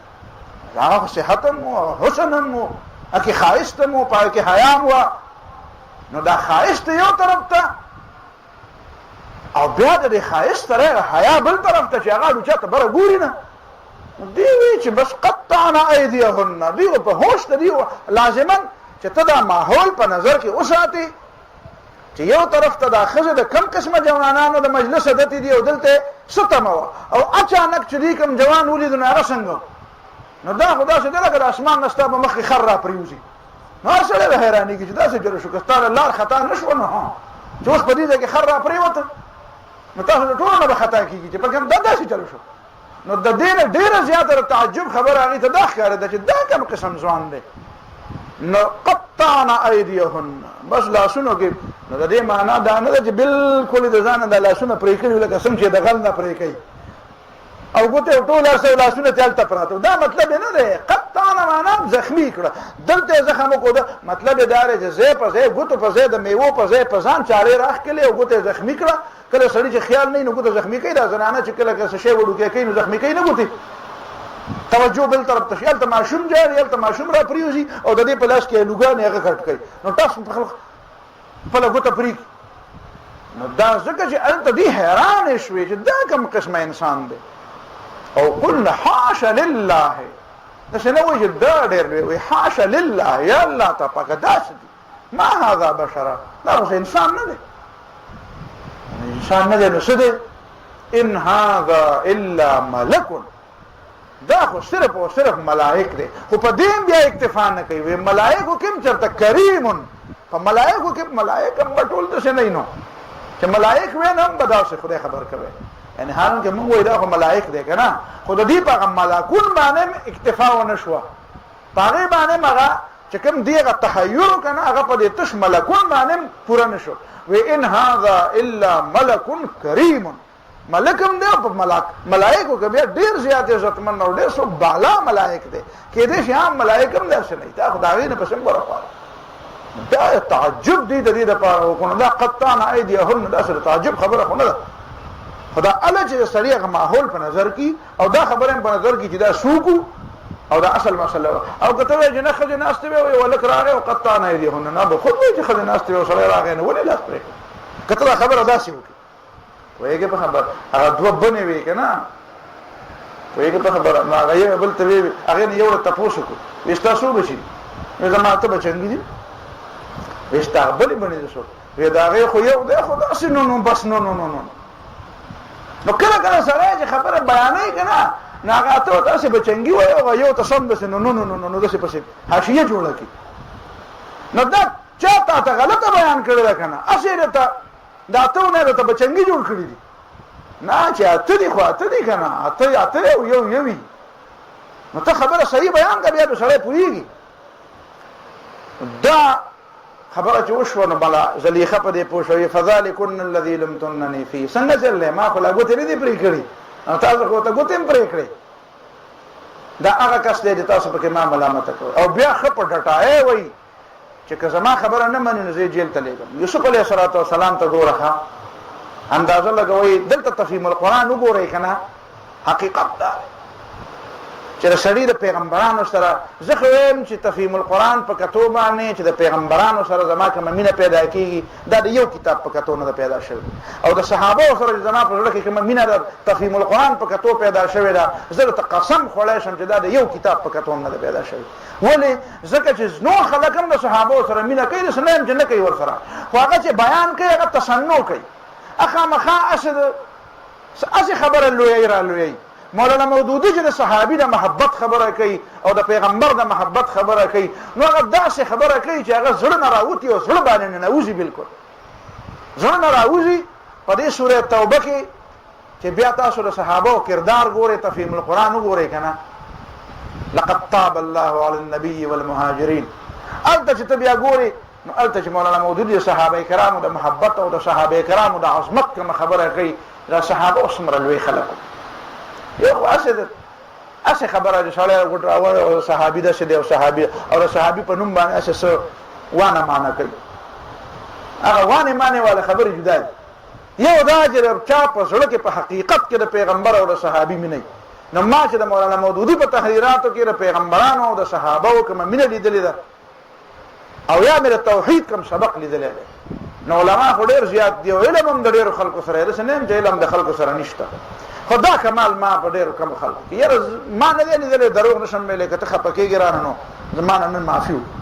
ما نه دی لیدلی دومره کمال د چا په ذهن کې. علما هم ډېر دي، د پیغمبرانو سره مینې کوونکي هم ډېر دي، خو پوهوونکي ګوره زه دا نه وایم چې د مولانا مودودي مینه ورسره وه د بل چا نه وه، دا د دې زمانې ده مې راته وښودل چې دا مصنوعي واله دي. پخوا مصنوعیان نه وو، پخوا ډېر لوی خلک وو، خو د پوهولو انداز یادوم چې په دې دور کې چې مولانا د مینې باندې سړی څنګه پوهېږي که نه د پیغمبر په مینه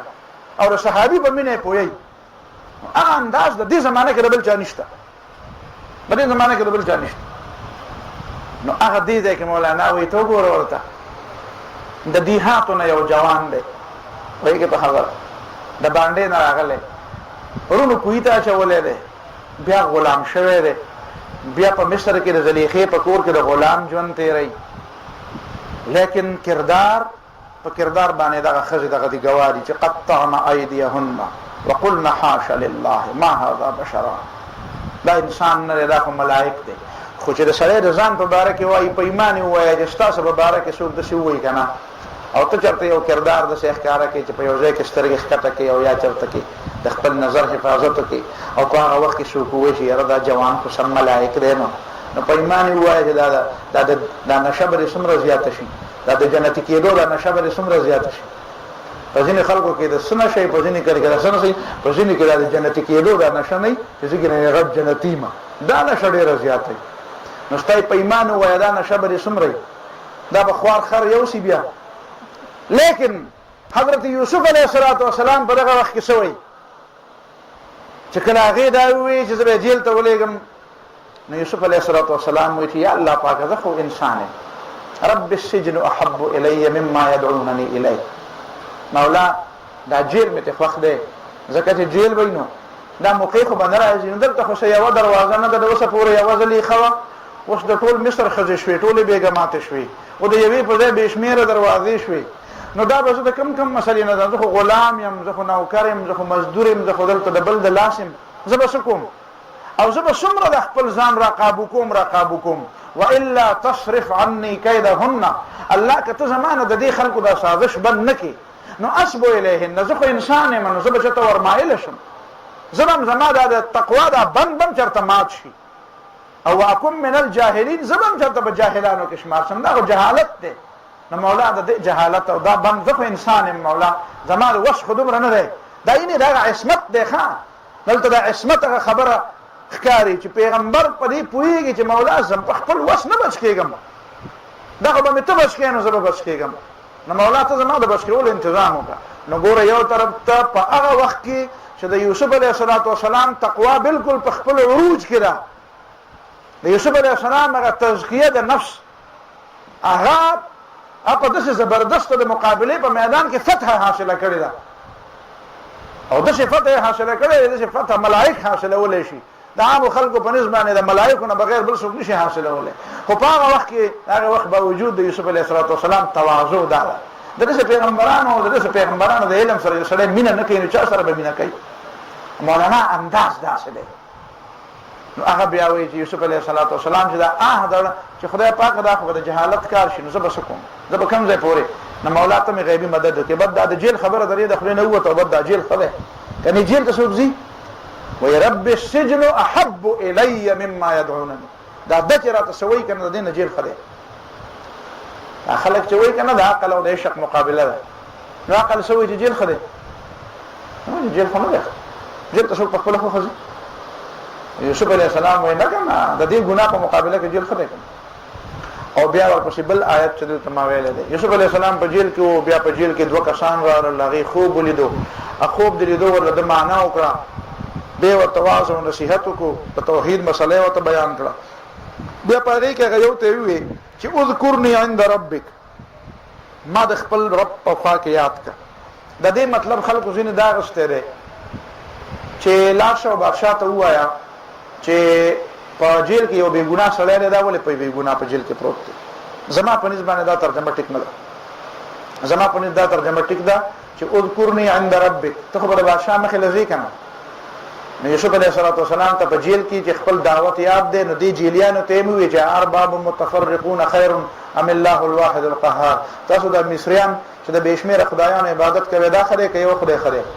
دا ما باندې چې ته ما ته وایې چې ته نیک یې، ما ته د خوب معنا راته وکړه، او زه ته نیک سړی ښکار، نو ما په دې نیکۍ کې په ما کې ولې نیکي ده؟ ځکه چې په ما کې نیکي ده چې انی ترکت ملت قوم لا یؤمنون بالله، ما د بې دینو خلکو دین پرېښودی دی.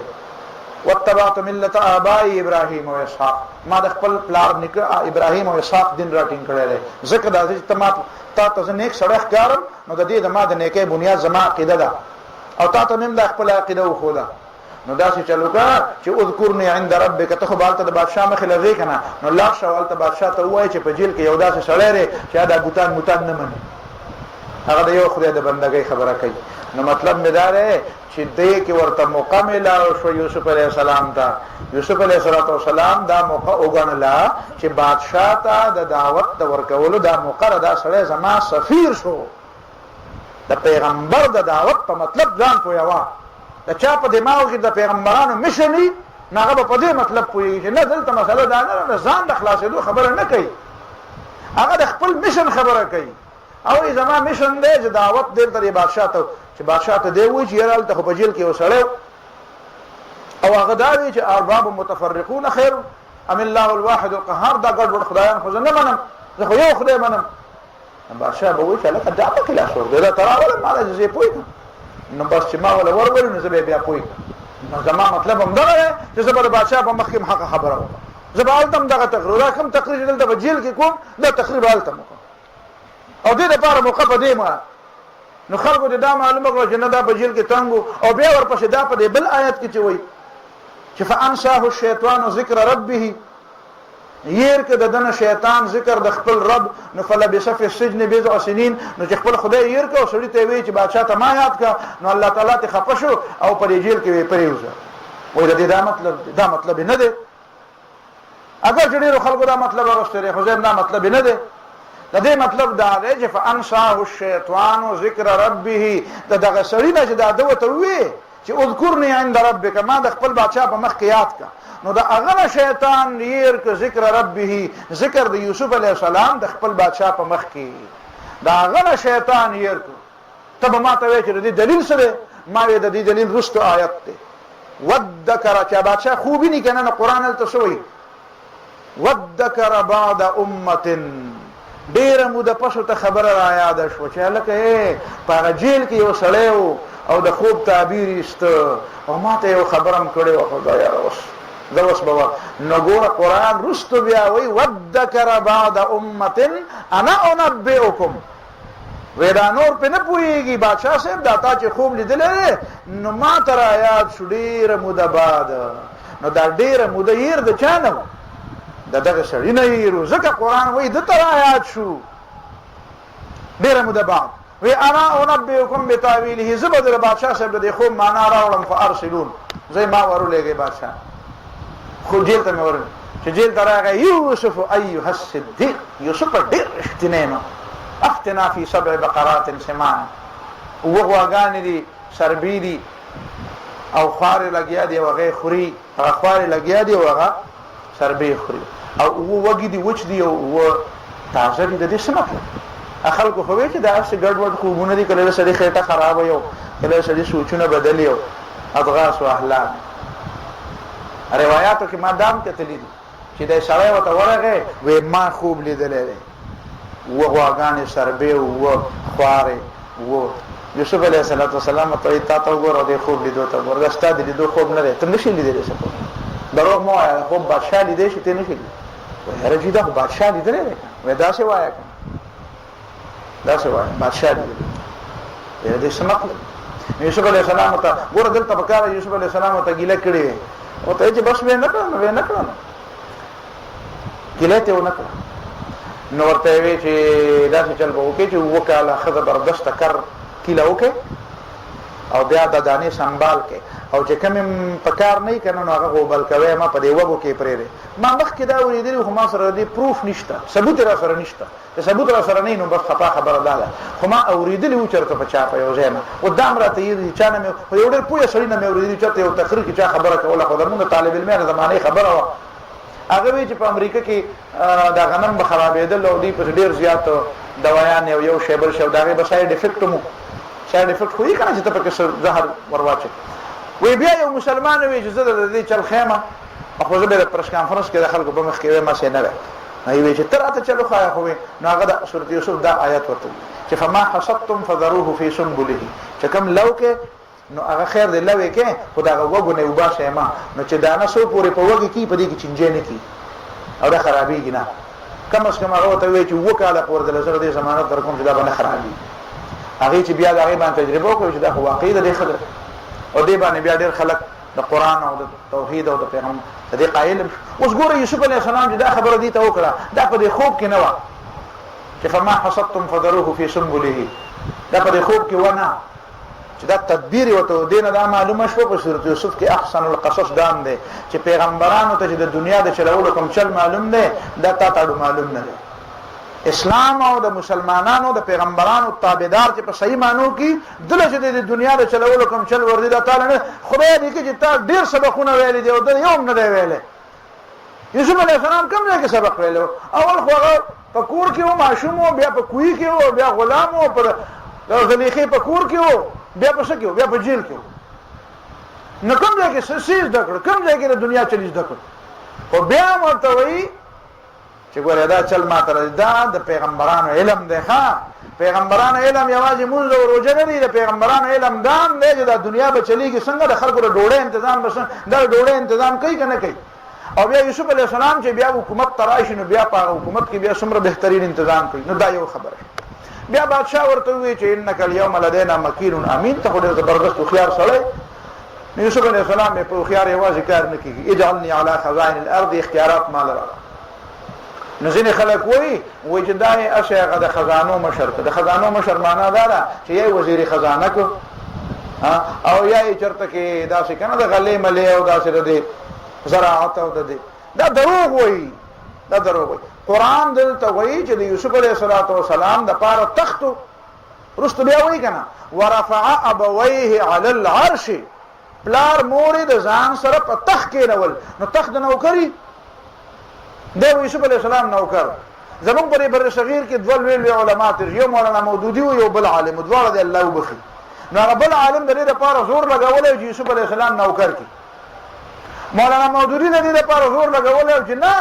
دلایل د قران دا دی یوسف علیه السلام الله تعالی پیغمبر د دې لپاره پیدا کړی بل چا نوکری وکړي. په جیل کې خلکو ته وایي یو خدای ډېر خدایان خدي، او چې د جیل نه بار ته وځي نو بیا بادشاہ ته وځي خیر دې ته به خدای او زه به نوکرم. دا ته پیغمبر منې ته د پیغمبر دا تصویر ته خلکو ته پیش کړي چې جیل کې به یو خبره کوي او چې بیا التبارز او د بادشاہ مخې له شي بیا بل خبره کوي. دا هوته د پیغمبر سره ډېر مینه کې، دا هوته د پیغمبر ډېر زیات د عزت تصور ستا په دماغو کې دی. د پیغمبر د عزت تصور کې زده کینو تفهیم القرآن وګوره، مولانا مودودی وګوره. ته خو چې د پیغمبر احترام ستو، پیغمبر دې د پاره الله نه را لېګلې چې هغه چا نوکری وکړي. کله چا د انګريزانو نوکری خوخه او د هندوانو نوکری خوخه نو خوخه دي، خو دلایل دی ولدا نه وایي چې پیغمبر د کافر نوکرو. او خلک بیا په دې کې ډېر لري لاړو، خو د وخت نشته زغه دلایل ډېر نه وي. خو دومره زده کې چې قران بیا وایي ورفع ابويه على العرش، مور او پلار د ځان سره په تخت کې نول او به دعا کوله په اخر کې رب قد اعطيتني من الملك، الله تعالی حکومت را کړل. نو که یوسف علیہ السلام حکومت نو موږ بر دې آیات څه مطلب کو رب قد اعطيتني من الملك، اے خدایا شکر دې چې تا مال نوکری را کړی دا نه نه به کو. نو کدا معنی چا کړی نو تیمو کو د ملک معنی نوکری کې چې رب قد اعطيتني من الملك، اے زماره به شکر دې چې نوکری درا لراکا هغه پورت درا لراک. دا مطلب دی. نو دا زیاته ولې کې ته د قران سره زیاته کې د پیغمبر سره زیاته کې او د آیاتونو ته وکړي. دا په کې بهر حال هغه جلکیان یو سوې نور په دې کې ډېر دي. فلما سمعت بمكرهن، ارکل چې واورید د خزې د خزو سازش او د دې غیبت چې زما خلاف خبرې کوي، نو ارسلت الیهن ایته پیغام لګو اعتدت لهم متکا او غیله تیار کړل ډډه لګولو زه واعتت كل واحده منهم سکینا او هر یو ویل ورکړ چاړو. وقالت اخرج عليهن، یوسف علیہ السلام کویرا وزر دی قال نغروته. فلما راينه ارکل چې د خزو د یوسف علیہ السلام وجدو اکبرنه ډیر لوی او غنو ويردا لوی سره ده او ور لویواله ستوي حیات وي، لویواله د پیغمبرانو اتباع ته وي، لویواله بلند اخلاق ته وي، لویواله بلند کردار ته وي. وقطعنا ايديهن وكتكر زخمي کړ خپل لاسونه. وقلنا وی حاش لله، الله ډیر ذات دې چې داسې شخصیت پیدا کړي. یاره الله واقعي ډیر لوی دی چې داسې سړی پیدا کړي چې داسې اخلاق مور کړی چاله. ما هذا بشرا، داس انسان خونه ده، دا خو انسان، دا انسانان خو غي د مصر لکان خو غي لیدلو کنه ځانم پیژند لکان خدا رسینو. ان هذا الا ملک کریم، نه دا مگر ملائک ده او فرشتہ ده، ملائک ده ډېر عزتمن. وقال للذي ظن انه ناج منهما، دا آیات ته چې کله غدوارو ته خوب بیان کو بیا چې هغه ورته وی چې تما یاد کړ خپل بادشاہ. وقال وی یوسف علیہ السلام للذي اكست ظنوا چې ګمان او انه ناج منهما چې دې پرې دوالو کې خلاصې دن تیرې. اذكرني عند ربك، د خپل بادشاہ په مخ کې د ما تذکرہ وکا چې په جیل کې وسړې د توحید خبرې کې او شرکونه نه مني. فانسا الشیطان، نو دا غسرین شیطان ير ک ذکر ربه، د یوسف علیہ السلام دا ذکر د خپل بادشاہ په مخ کې داغه شیطان ير ک. نفلبث في السجن بضع سنين، نو دې په دې جیل کې اختیار کړل کړونه کنه هغه فورا یاد کړل نو بادشاہ په غوسه کې راغلی و چې ښا نور خدایان نه منیو زمو خدایان ما چې دی راو باسه الله چې راځته نو بادشاہ ته چې دی او تقریر کړی وي توحید تقریر به وته کړی نو زر براوته ویل جیل نه کني ته وای چې فلبس فی السجن بیا څه مطلب شمه دغه مطلب شو کنه چې هغه بیا په جیل کې پرې خو هغه به ویل تاسو راوړل چې یې ملک نو یا به وجله او یا به دغه په خیال کې کنه او یا دا چې یوسف علی السلام تقریبا اثر کول نو بس بیا په خپل په جیل کې بنو دا مطلب شو بیا چې وته تعبیر بیان وی تزرعون 7 سنین دابا وی تاسو بکر کې لکوي او کاله پر لپسې فما حسبتم چکسب لو کې نفذروه في سنبله نطيل تخلو وغو کې الا قليلا مما تاكلون دا تدبیر خودو سوا دا غلګونه چې خوري بیا چې کله د بادشاہ مخه راغې نو ورته وی اجعلني على خزائن الارض د دې مصر اختیارات ما دراکا په کتابونو کې د مصر یو نوم خزائن الارض هم ده ها خزائن الارض معنا اجعلني على خزائن الارض معنا على مصر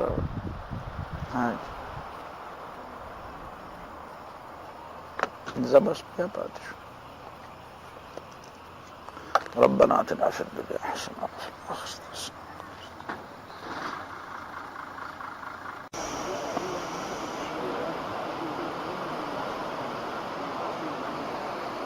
أعوذ بالله من الشيطان الرجيم. بسم الله الرحمن الرحيم. قال اجعلني على خزائن الأرض إني حفيظ عليم. وكذلك مكنا ليوسف في الأرض يتبوأ منها حيث يشاء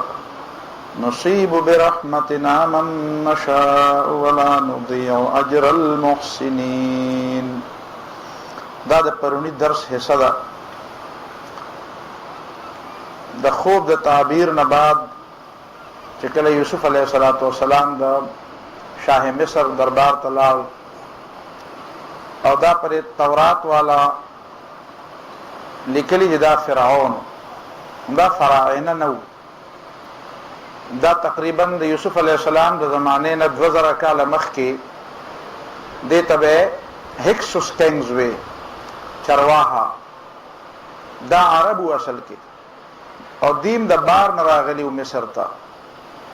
د دې وجنه خو قبطیان چې دغه مصر اصل باشندگانو اغي د دې خلاف ډېر لوی نفرت لره په ذهن کې او دا ډېر ښه خلک او شرافت والا خلک او یوسف علیه السلام کمال چې ولید نو بس فورن په دې پوښتنه چې یاره د اختیارات هم د تعالی کول پکار نو دې معنا دار چې دې په ذهن کې خپل غرور او تکبر او د اسلام خلاف زد او نفرت پکې نو نو دا فراعنه نه دي چې کوم قبطي خاندان نه دي او بیا رستو دینه بعد د موسی علیه السلام په زمانہ کې د بنی اسرائیل نه بعد یعنی د مصر په دې حکمرانه باندې د دې هکسوس د دې چرواها خاندان نه مخکې خو موږ ته پته نه لګي چې څوک وو خو تقریبا 2000 کال خوشا حکمرانی په مصر باندې دغه خلکو کړی ده د دې په دې اخري دور کې بیا یوسف علیه السلام ته د اختیارات حواله شوی او یوسف علیہ السلام په خپل اتیا کاله په مصر باندې حکومت کړي او قران چې په سوره انبیاء کې غالبا وایي موسی علیہ السلام خپل قوم ته وایي چې الله رب العالمین چې پتا سو باندې کوم احسان کړي رې چې اس جعل فیکم ملوکا وآتاکم ما لم یؤت احدا من العالمین تاسو کې الله تعالی حکمرانان مقرر کړی او تاسو له داسې صدر کړی چې چاله نه ورکړي نو دا موسی علیه السلام د یوسف علیه السلام د دور ته اشاره کوي د یوسف علیه السلام دور په مصر کې د بنی اسرائیل د ډېر لوی عروج دور ځکه یوسف علیه السلام حکمران ولته نوکر نو نوکری د عروج زمانہ نه په یو علاقه کې اوسه نوکری نو دې ته نه ویل کېږي د عروج زمانہ ده یو سړی چې حکمرانی نو دغه د خاندان د عروج زمانہ وته ویل کی اس جعلکم ملوکا تاسو حکمرانان کړیو ټول خاندان د بنی اسرائیل دا حکمران بدلته هغه واقعیا چې کله دی بادشاہ تا عزیز مصر تا هغه زمانہ کې به هر یو لوی سړی ته به عزیز وي په مصر نو دته وی عزیز. نو بهرحال یوسف علیه السلام چې ول خوا راغی نو ډېر زیات تعریف وکړو، خبرې چې وسره وکړي. فلما کلمه، برای راست چې وسره یوسف علیه السلام خبرې وکړي نو ورته وی چې انک اليوم لدینا مکین امین، بس نن بعد ته ډېر طاقت والا او ته ډېر ذمہ دار قابل اعتماد دی، ستا خبره بهر ځای کې چلیږي. نو بس یوسف علیه السلام په دې پوه دی چې دا هغه وخت دی چې دې وخت کې اختیارات اوس د دنه اغوسته غواړي. نو فوراً ورته وی چې دا یوازې په تعریف کار نه کېږي، زه به دلته ناست یم ستا په خوا کې او ته به ما نه مشورې اخلې او زه به تا له مشورې در کوم او په هره خبره کې به ستا متعلق ویم چې یاره داسې پکار دی او داسې نه دي پکار، بس دا اختیارات ما ته راکړه. اجعلني على خزائن الارض، دا اختیارات ما له راکړه. نو هغه ول اختیارات ورک. بیا صرف برای نام دی حکمرانو، برای نام ته ویل دی برای نام حکمرانه څه مطلب دی؟ بس دا به دا شوق اختیارات دله ورکړو. تر دې چې بایبل دا لیکلی دي چې د سره چې کومه د بادشاهي غوته و چې پای کې شاهي مهر هغه غوته ویسته په یو لوی تقریب کې ودله ورکړه او بیا وی چې په دې ټول مصر کې بستا د اجازه نه بغیر څوک وقف کړ نشي راپولې، اختیارات بټول ستای. بس اس صرف زب برای نام یو سړی بس د ما صدا برای نام مشری می ده او نور اختیارات بټول ستای. نو یوسف علیه السلام می چې زب برای نام خبره سکم ته پکې اوسېږي نو اوسېږي پکې او اختیارات بزمای. ځکه بیا تخت یوسف علیه السلام سره اجعلني على خزائن الارض، دا معنا ده چې ما ته د ځمکې اختیارات راکړه. البته دا یو سوال به تاسو نه وکم، دا به تاسو مال بیا جواب راکې، تاسو مخکې جوابونه مال نه دی راکړي. نو هغه یو سوال دار چې اقتدار او اختیار خدای الله تعالی نه غوښتل پکار دي. نو یوسف علیه السلام د بادشاہ نه ولې وغوښتل؟ دا اجعلني على خزائن الارض مقرر کما پر اختیارات د مصر اختیارات ما لرا. نو اختیارات خدای الله تعالی په لاس کې دي. قل اللهم مالک الملک تؤتي الملك من تشاء وتنزع الملك ممن تشاء. اختیارات خدای الله تعالی په لاس کې. نو یوسف علیه السلام د انسان نه ولې غواړي؟ دا تاسو برالت او چې دې تاسو جواب چا مال راکونو دې معنا دار چې اگر یوسف علیه السلام پر واقعیا چې دا کوم مقصد د پاره دلته مو نقل کړی دا دې بدا معنی چې دې په پوه شوی او چې په ځین کې جواب نه نو پته وداله چې دې پر درس نه دی پوه شوی. دای جواب به ما راکول. وكذلك مكنا ليوسف في الارض، بس اختیارات ته ملاو دوته مال راکا ولا ورک اوس په الله تعالی تبصره کوي. وكذلك مكنا ليوسف في الارض، امداس منزه ورک یوسف علیہ السلام له پزماکه کې. په دې ټکی کې جواب شته خو تاسو ته سوچو کې دا خبره جواب پکې پروت دی. دا کوم سوال چې ما وکړ په دې رستنی ټکی کې جواب پروت دی. وكذلك امدغ شان یعنی په دې طریقه امداس طریقې دا چې مونږه چاله ورکو نو طریقې دا پوهې شوې به کې پوهې نشوې هم د الله ورکوونو طریقه خدا ده کنه. یا لکه روزي الله ورکوي که نه ورکوي؟ ډوډۍ څوک ورکوي؟ انسانانو له. د بچو له ډوډۍ تاسو ورکوئ که الله پاک ورکوي؟ د دې بچو رازق تاسو یې که الله پاک رازق دی؟ نو الله پاک له څنګه ډوډۍ ورکوي؟ همداسې ورکوي چې ته ول د بازار نه وړه راوړې او پیسې ګټې مسافرۍ کې او تودې او سړې زغمې او راوړې ولا ورکوي او روزي ورکوي څوک؟ الله پاک. نو الله پاک ودا سي ولې چې ورکوم نن دا سي ورکوم کنه اوس به ورسېږي کوم درسه. وكذلك هم دغه شان طریقې هم دغه ده ورکوي الله پاک خو د ورکولو طریقې کله داسي هم دغه شان مونږ زه ورکو یوسف علیه السلام ته پزمکه د مصر کې او دا سره چې دا صرف د یو علاقې حکمرانو یا د یو شعبې د ژوند حکمران نه يتبوأ منها حيث يشاء چې زیبه نیو یعنی وسیدبا اختیارات به استعمالول. تبوء دا معنا اختیارات به استعمالول په دې ځمکه د مصر کې چې کوم ځای کې ورته خوا په هر شعبه د ژوند کې د اختیار په هر ضلع او په هر کلی او په هر خار کې د اختیار يتبوأ منها دا مطلب دی. د سره په خپل په کې وسیدو په خپل خو د پاکستان ته په کراچۍ پورې تاسو څو اجازه په لالکانه کې مو اوسېږئ یا په اریپور کې مو اوسېږئ یا په چترال کې او یا په کراچۍ کې مو اوسېږئ نو ته خو اوسېږئ نو دا يتبوأ دا معنی چې اوسېده به اوسېږي خو هر یو شهري پار خلک نه یتبوأ دا معنا ده چې هلته به خپل اختیار استعمالاو هره شعبه د ژوند او په هر ځای کې د هغه اختیار چلېده نو دا حکمرانی کنه نوکر خدا سے نه او نصیب برحمتنا من نشاء من ورکو خپل مهرباني او رحمت هغه چاته چې زمون اراده شي نو حکومت دار ولا من ورکو دا رحمت د الله طرف د الله طرف نه دا رحمت دا نور خو په دې ډیره تفسیر نه کوو ځکه دا پرونه بحث ولا نضيع اجر المحسنين ومن نزايكو اجر د خامل کوونکو دا بیا قحط راغی او بیا یوسف علیہ السلام ډیر زبردست تنظیم وکړو قحط چې دی یوازې په مصر کې نو پر خواوشه قبایلی علاقو کې مو نو قبایلی علاقو کې چې قحط راغی نو یعقوب علیہ السلام بچوم وي چې یره زبر مصر ته ورشو باقاعده منظم حکومت دی نظام سره بس سامان مامان یو شو ولته کې بزان لرا غزين سغلم لبراو بیاج بو کو بیاج چې ورته وي ونمیر اهلنا مار یمیر لفظ راځي په قران کې ونمیر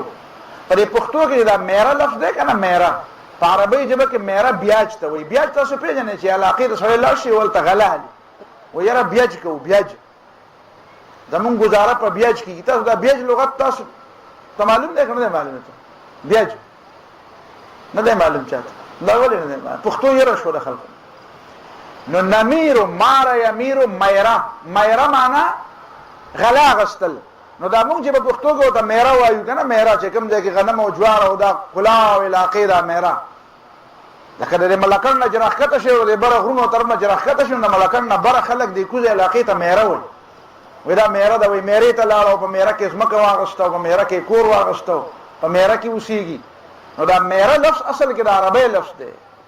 یعنی میرا ته په دې وجه وایي چې دلته جوار غنم کیږي دلته غله کیږي او میرا مار یمیر میرا د عربی جبه لفظ دی او په پښتو کې مدارې ده نو بهر حال دی وی چې مونږ بل شول ته کې غلوال نورال دای یوسف علی السلام رونال نو چرال بیال ته یوسف علی السلام ته وی چې مونږ را کران راغلی وغه خو پیجند دی ورته وی چې لکه تاسو سو کې کم ځای څنګه دی بو ته قسمي سکړي چې یاره مونږ خو دولس رونو خو هغه یو را نزمری خړلې ده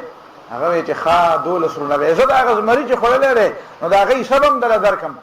خو تاسو چې وایي چې یو خو زمری خو نه یو خو بل پاتې دی کنه خو تاسو نه راوسته وینه نه غپلارم داغه نه پس پاغه باندې ډیر زیات خپکیږي په بل رور باندې نو هغه نشو راوسته وی دا څه چلو کې چې ما دغه د پارم دغه درکدا صبرته بار د اوخه غبار مې دغه د پارم درک خدا رچ بل زل بیا راځي چې راغله او کاغم را نه وست نو دې معنا بدای چې تاسو دروغجن دي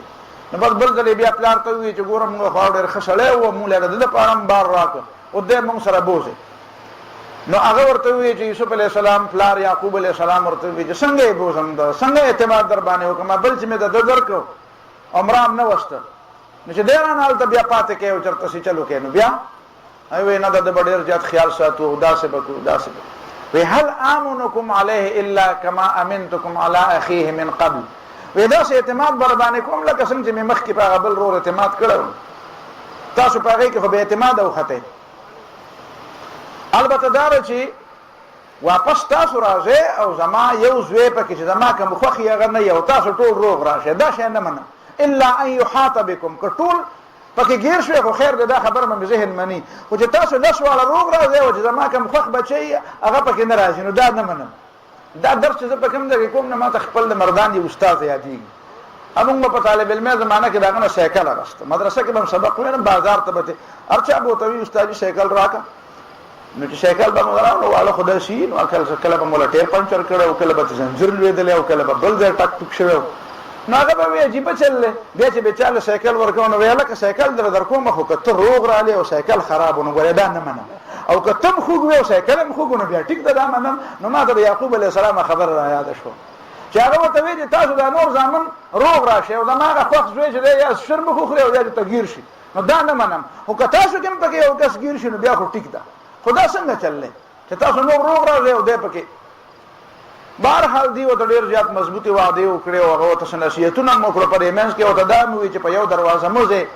یا دا چې خلک به در باندې ګمانو کې چې دا کو د تعالی راغلی شي يرغل راغلی او یا به دا څوک بم د نظر کې بهر حال یعقوب علیہ السلام په دې په دې چې استعمال له اسباب درسته الله تعالی په دې تعریف کړی چې وانه لذو علم په دې باندې پوهېده چې کېږي به هغه څه چې الله غواړي، خو بیا هم اسباب به استعماله، احتیاطي تدابیر به کې، او توکل دې ته نه وایي چې تدبیر به پرېږدي. اچھا ته ورل یوسف علیه السلام ته هغه رور د ځان لپاره د منې کولو لپاره تدبیر وکړو، خبره ډېره اوږده ده، په دې ځای کې پرېږدم. رور هلته پاتې شو او دوی واپس رالل، مشر هلته پاتې شو. هغه وایي چې زه خو نه ځم پلار ته به په کومه طریقه مخامخ کېږم، دا خو پلار چې سوي هغه ټیک شو، هغه بیا ګیر شو، مونږ بیا روغ روان یو، دا خو زه نشم تللی د هغه مخې له. تاسو ورشئ ورته ووایئ چې ان ابنک سرق، پس وی خو د غلا ثابته شوه. یعقوب علیه السلام ورته بیا ووایي چې بل سولت لکم انفسکم امرا، بیا هم څه سازش کړی دی، حالانکې بیا د دې سازش نه و. خو یعقوب علیه السلام خو مخکې نه څه کتلي و، نو چې سړی یو غلطي یو ځل وکړي نو بیا دوباره هم خلک دې کې څوک غلا وکړي که نه، یو ځل یې په تاړه کې د هغه په باره کې دا شي چې دې سړي غلا کړی دی، چې بیا دوباره غلا وشي نو هغه پکې په اول کې هلکه وایي دا خو پکې په بل ظلم و، نو که دویم غلا هغه کړی و که نه یې کړی، خو شک خو پي، نو داسې شک په دم راغی. نو بهرحال دی بیا ډېر زیات کوشش دا وکړو چې د یوسف علیه السلام نه را اخلاص کړي، خو هغه ورته وایي چې نه اخلاص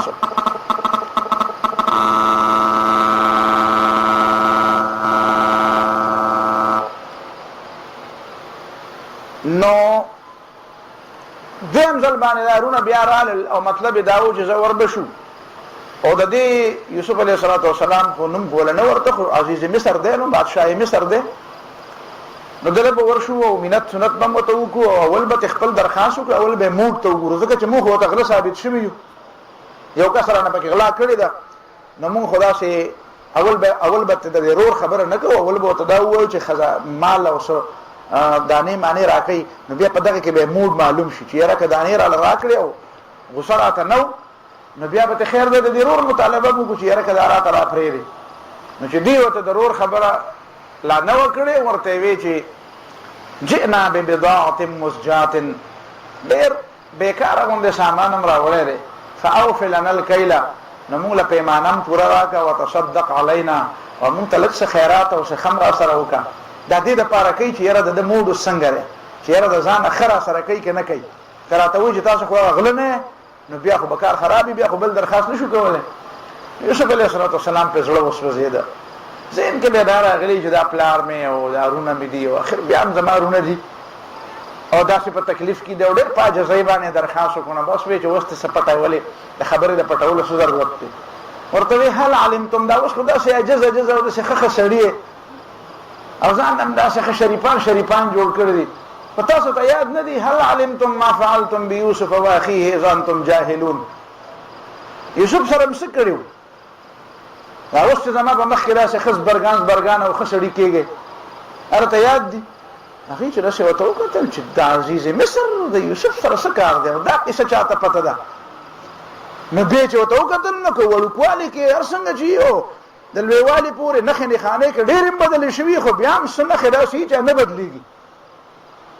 نو بیا یې په دې خبره کې شک راغی، چې ورته ښه جوور وکتل، وی انک لانت یوسف، دا خو داسې ښکاري لکه چې هغه یوسف ته پخپله. نو قال انا یوسف، هغه یوسف زیم، قد من الله علینا انه من یتق ویصبر فان الله لا یضیع اجر المحسنین. نو بیا ورته دی وی قد من الله علینا، الله په ما احسان کړی دی، انه من یتق ویصبر، او چې څوک تقوا اختیار کړي او صبر وکړي، فان الله لا یضیع اجر المحسنین، الله تعالی نه ضایع کوي اجر د ښه عمل کوونکو. دی ورته بیا وی چې تالله لقد آثرك الله علينا، فالله مې د قسمي الله په مونږ غوره کړی، وان كنا لخاطئين، پته ولګېده چې مونږ غلطیان نشو، حسد مونږ کړی، غلطي دا کار ښه نه و، دا مونږ چې څه وکړو دا ټیک نه و، تعالی الله تعالی سم دا مقام درکو، خو مونږ کوسترګي رالو درته ډېر زیات. هغه ته خیر دی، پروا مه ساتئ، الله به مو بخي، معافي درکوي. یوسف علیه السلام ته په سات وی زه الله به مو بخي. بیا ورته وی چې داسې چلو کوي چې اذهبوا بقمیصي هذا، زما دا کمیس والی او فالقوه على وجه ابي یات بصیرا. د دې نه مخکې یعقوب علیه السلام چې دا بچي واپس راتله که نه، نو دې بچو ته ویلي یا بني اذهبوا فتحسسوا من یوسف واخیه ولا تیأسوا من روح الله. بچو لاړ شئ که نه، بنیامین چې ورک شو نو دته یوسف علیه السلام خو اصل د نه هېر نه و، نو ورته وی چې لاړ شئ او یوسف او د هغه ورور دواړه وګورئ، او د الله تعالی نه منا امید کیږي. نو هغه بچي ورته وایي تالله تفتأ تذكر يوسف حتى تكون حرضا او تكون من الهالكين. اوسه پورې تا نه یوسف نه دی ير، 10 کاله خو شاوشو او تا نه اوسم نه دی ير، او ته اوسم لا پر انتظار یې چې برازي. هغه ورته وی چې ګوره زما د الله تعالی نه داسې امید دی، زما طمقت نه ده، او زما دا امید دی چې الله تعالی به راولي. دا دویم زوی چې پسې ورک شو نو بیا ګورې ورته الله تعالی ولا دا دواړه را پیدا کوي. ما چې دا ځای وکړو نو ما ته د خپل وړوکوالي یو خبره را یاده شوه. تاسو هم په وړوکوالي دا لوبې موبې کړي، موږ هم دا لوبې کولې. دا قطعې به ورته مونږ ویره اتانیز او شپږ پیسې دا به همداسې ایشته داسې لوبې موبې مونږ کوو. نو کله کله به زمونږ نه پرې خاورو کې چې ته 3 پیسې او یا شپږ پیسې او یا اتانیز به رانه پکې ورک شو. دا ما ته یاد دي، تاسو ته به دا یاد دي که نه چې په وړوکوالي دا لوبې. نو هغه چې به رانه ورک شو نو بیا به هم سترګې پټې کړې چې اتانیز به رانه فرض که ورک شوی یا څلورنیز به رانه ورک شوی نو سترګې به هم پټې کړې یو څلورنیز به هم بل ورشغل، نو بیا به دواړه را پیدا شو. نو چې ما کله ترجمه وکړو نو ما ته دا دی را یاد شو، ما چې دا څنګه چللی. دا زمونږ پر ذهن کې هغه د بني اسرائیل هغه یو تصور په دماغو کې پروت دی چې د یعقوب علیه السلام یو ځای ورک شو نو ورکو خو چې بل ځای پسې ورک شو بیا دواړه را پیدا شو. نو دا همدغه چل دی چې یو تانیز به ورک شو بل به هم پسې ورشغو نو دواړه به را پیدا شو. ما یې چې دا خو څه د هغې سره څه مناسبت، دا هسې درته دې لپاره وایم چې دا پخوانه کېدی شي دا ټولې خبرې داسې نږدې وي یو بل ته. نو یعقوب علیه السلام خو په دې انتظار دی چې دا بچی به را پیدا کېږي، دا زه خو نا امیده نه یم. نو دی یوسف علیه السلام ورته وویل چې دا کمیس والی او دا یوسې. بس خو چې څنګه دغه قافله د مصر نه روانه شوه نو یعقوب علیه السلام وی انی لاجد ریح یوسف لولا ان تفندون. اسه دې آیت کې په صحیح معنی کې سړی غور وکړي نو دا ډېره ژورې خبرې دي په دې کې. خو زه به یې سرسري ویم. یعقوب علیه السلام یو خو زوی ورک شوی دی او هغه زوی ته د خپلو زامنو ورک کړی دی. اسه اندازه لګوئ دا 20 کاله د دغه زامنو سره ژوند تېرول داسې معمولي امتحان خو نه دی چې د کومو بچو کې په باره کې سړي ته پته وي چې دې بچو زما هغه خوښ بچی ورک کړی دی. او یوازې دا نه چې ورک کړی دی، دا یعقوب علیه السلام چې ورته خبره کوي دا خبره څنګه کوي ګوره که نه. انی لاجد ریح یوسف، پیغمبر دی، زه د یوسف بوی محسوسوم، خو لولا ان تفندون که تاسو ما ته قمقل نه وایې، که تاسو دا الزام په ما نه لګوئ چې بوډا شوی او د بوډاتوب د وجې نه د عقل کار نه کوي نو ګډې وډې وې. یعنې اندازه لګوئ د یعقوب علیه السلام زړه د بچو څومره ازار کړی دی او د دغه بچو سره دا وخت د ده څومره په مشکل کې تېر شوی دی. او بیا د دغه بچو رویه د یعقوب علیه السلام سره، هغه یعقوب علیه السلام چې اوس هم سړی دا آیاتونه وایي نو سړي له د هغه پرې حالت پورې جړه ورځي، زړه نرمیږي. خو هغه بچي هغه ورسره څه کوي او بیا یوازې دا نه چې زوی ته ورک کړو چې هغه د دې زوی په باره کې څه خبره کوي نو دی ورته مسلسل ټوکي رټي تالله تفتأ تذكر یوسف، اوسه پورې یوسف یادې حتی تکون حرزا، ځان دې خراب کړ، ځان دې غرق، او تکون من الهالکین، غرق بشي مړ بشي، د مرګ پورې نه یېږي نه. همدا الفاظ ورته وایي که دا مطلب وکړه. او بیا دی وایي چې لولا ان تفندون، که ساده راته نه وایې او دا راته نه وایې چې عقل له کار پرېښی دی. دا دې دپاره راته وایم چې کله کله یو سړي ته دی مولانا مودودي دی کې یو جمله ویلې ده، وایي هر لوی سړی چې وي که نه هغه د داسې مرحلو نه تېرېږي. په کور کې د هغه دغه صورتحال تقریبا داسې بهر صورتحال ډېر عجیبه وي، خو کور کې خلک د هغه قدر نه پېژني. داسې ډېر کم خلک چې د کور خلکو ته یې پته وي چې واقعي دا سړی د دې قدر دی. دا مولانا مودودي په یو جمله کې دا خبره کړې ده. په یو جمله کې مولانا ډېرې خبرې ډېر لوی داستان یې پکې ویلی دی. نو چې کله دا هغې ورته بیا ووایي چې ته غلطه خبره کوې، تالله انک لفی ضلالک القدیم، ته پخوانی غلطی کې هغه غلطي ستا نه وځي نه، بد دا خوی دی نه بدلېږي نو. نو فلما ان جاء البشیر، چې چا سره زیری و کمیس ورسره و راغی نو القاه علی وجهی، هغه په دې مخ ور واچو نو فرتد بصیره، سترګې وغړېدې. داسې نه چې بلکل ړوند شوی خو بهرحال کمزوری شوی، خو د ډېرې ژړا د وجې نه سړي سترګې سپینې شي، ژړا د وجې نه ډېر د سړي نظر خراب شي، بار بار جاړي مسلسل په کلونو. او دا خو شته دی، دا خو د بې صبرۍ خلاف نه ده. انما اشکو بثي وحزني الى الله، الله تخپل غم او خپل پریشانی ښکارا کول، الله سره به صبر خلاف خونه. نو هغه ورته وی چې ما ته نه ویلي الم اقل لكم اني اعلم من الله ما لا تعلمون، ما درته نه ویلي چې داسې بکی. مور یوسف ژوند دی کنه ملاویږي به ماته. ناغي وی یا ابانا استغفر لنا ذنوبنا انا كنا خاطئين، پلار اوس پته ولګي دا تاتم پته ولګي چې مونږه غلطي شوې ده، نو مونږ ته معافي وکړه. نو یعقوب علیہ السلام ورته فورا نه وی چې بس خدای پاک معاف کړي. وی سوف استغفر لكم ربي، زه بس معاف بم کړم، چاته بدله معافي وغواړم. تاسو اندازه لګوي یا دا خبره دا توجیم کې دی چې یعقوب علیہ السلام او فورا ونه وی د دې دا توجیم کې دی چې یعقوب علیہ السلام می چې زه یو مناسبه موقع وګورم په هغه وخت کې، لکه د دعا د قبلېدو موقع خوې، نو د دعا د قبلېدو یو موقع به وګورم، پای کې بس تاسو د پاره دعا وغواړم. خدا توجیم ده چې په دې وخت کې مې اوسلا اله زړه ټکور خورو، تاسو فورا په یو ځل ما ته وایي چې ما ته معافي وکړه، زه به فورا تاسو ته وایم چې تاسو ما تاسو زما سره ډیر زیاته ده په حیثیت یو پلار. یعنی یوسف علیه السلام ګورو دی پلار نو کنه خو کشر رور یو کنه، او هغه ته د هغې غم په نتیجه کې ډېر لوی څه شی میلاو شوی، نو د هغه مقام هم ډېر زیات لوړ چې فورا یې ورته ووایي چې زه بس نور څه کوئ، بس خبره ختمه ده، اوس به تاسو څه زما بار بار به د ما نه معافیانې غواړئ او زه به درته وایم چې ښه ده وبه م بخم او تاسو به بیا راځئ. نو د هغه د بادشاهۍ هغه مقام داسې و چې په هغه وخت کې هغه ورته چې بس ټیک ده ځئ. خو یعقوب علیه السلام چې دی خو پلار دی کنه، نو هغه ورته وایي چې ښځه ټیک ده زه به درله معافي وغواړم. په دې کې دا دواړه خبرې شته.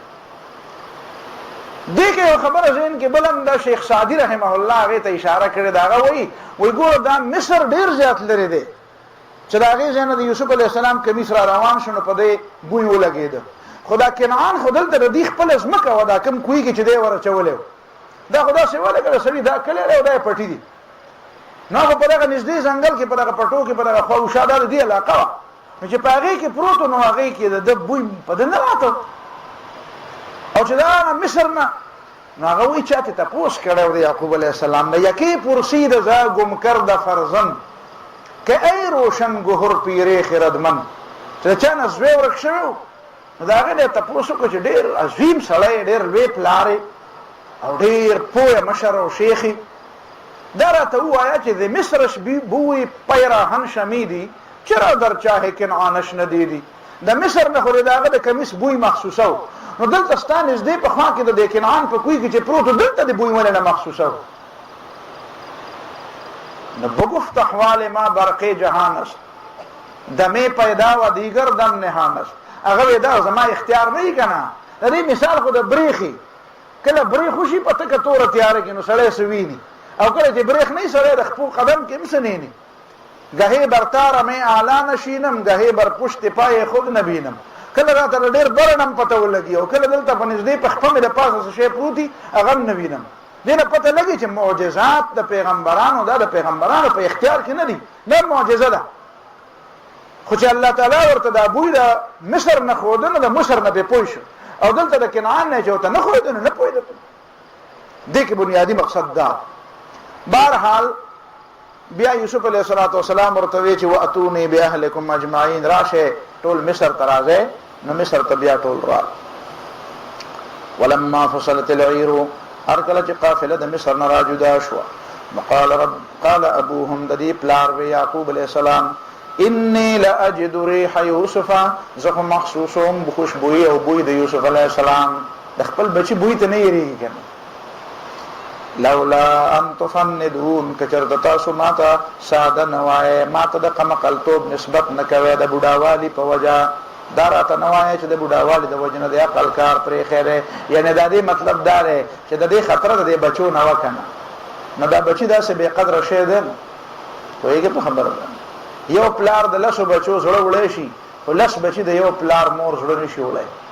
پوهېږې په خبره مشهوره خبره ده که نه، پخوا د مشرانو به دا قصې کولې په دې حجرو کې، اوس خو دا حجرو هغه نظام ختم شو که نه. نو هغه به وی چې پلار زوی ته وویله، یو ځل لوی زوی و، ورته وی چې یا بچیه، نو هغه وی ها. نو چې په درېیم ځل ورته وی یا بچیه، نو هغه وی ها.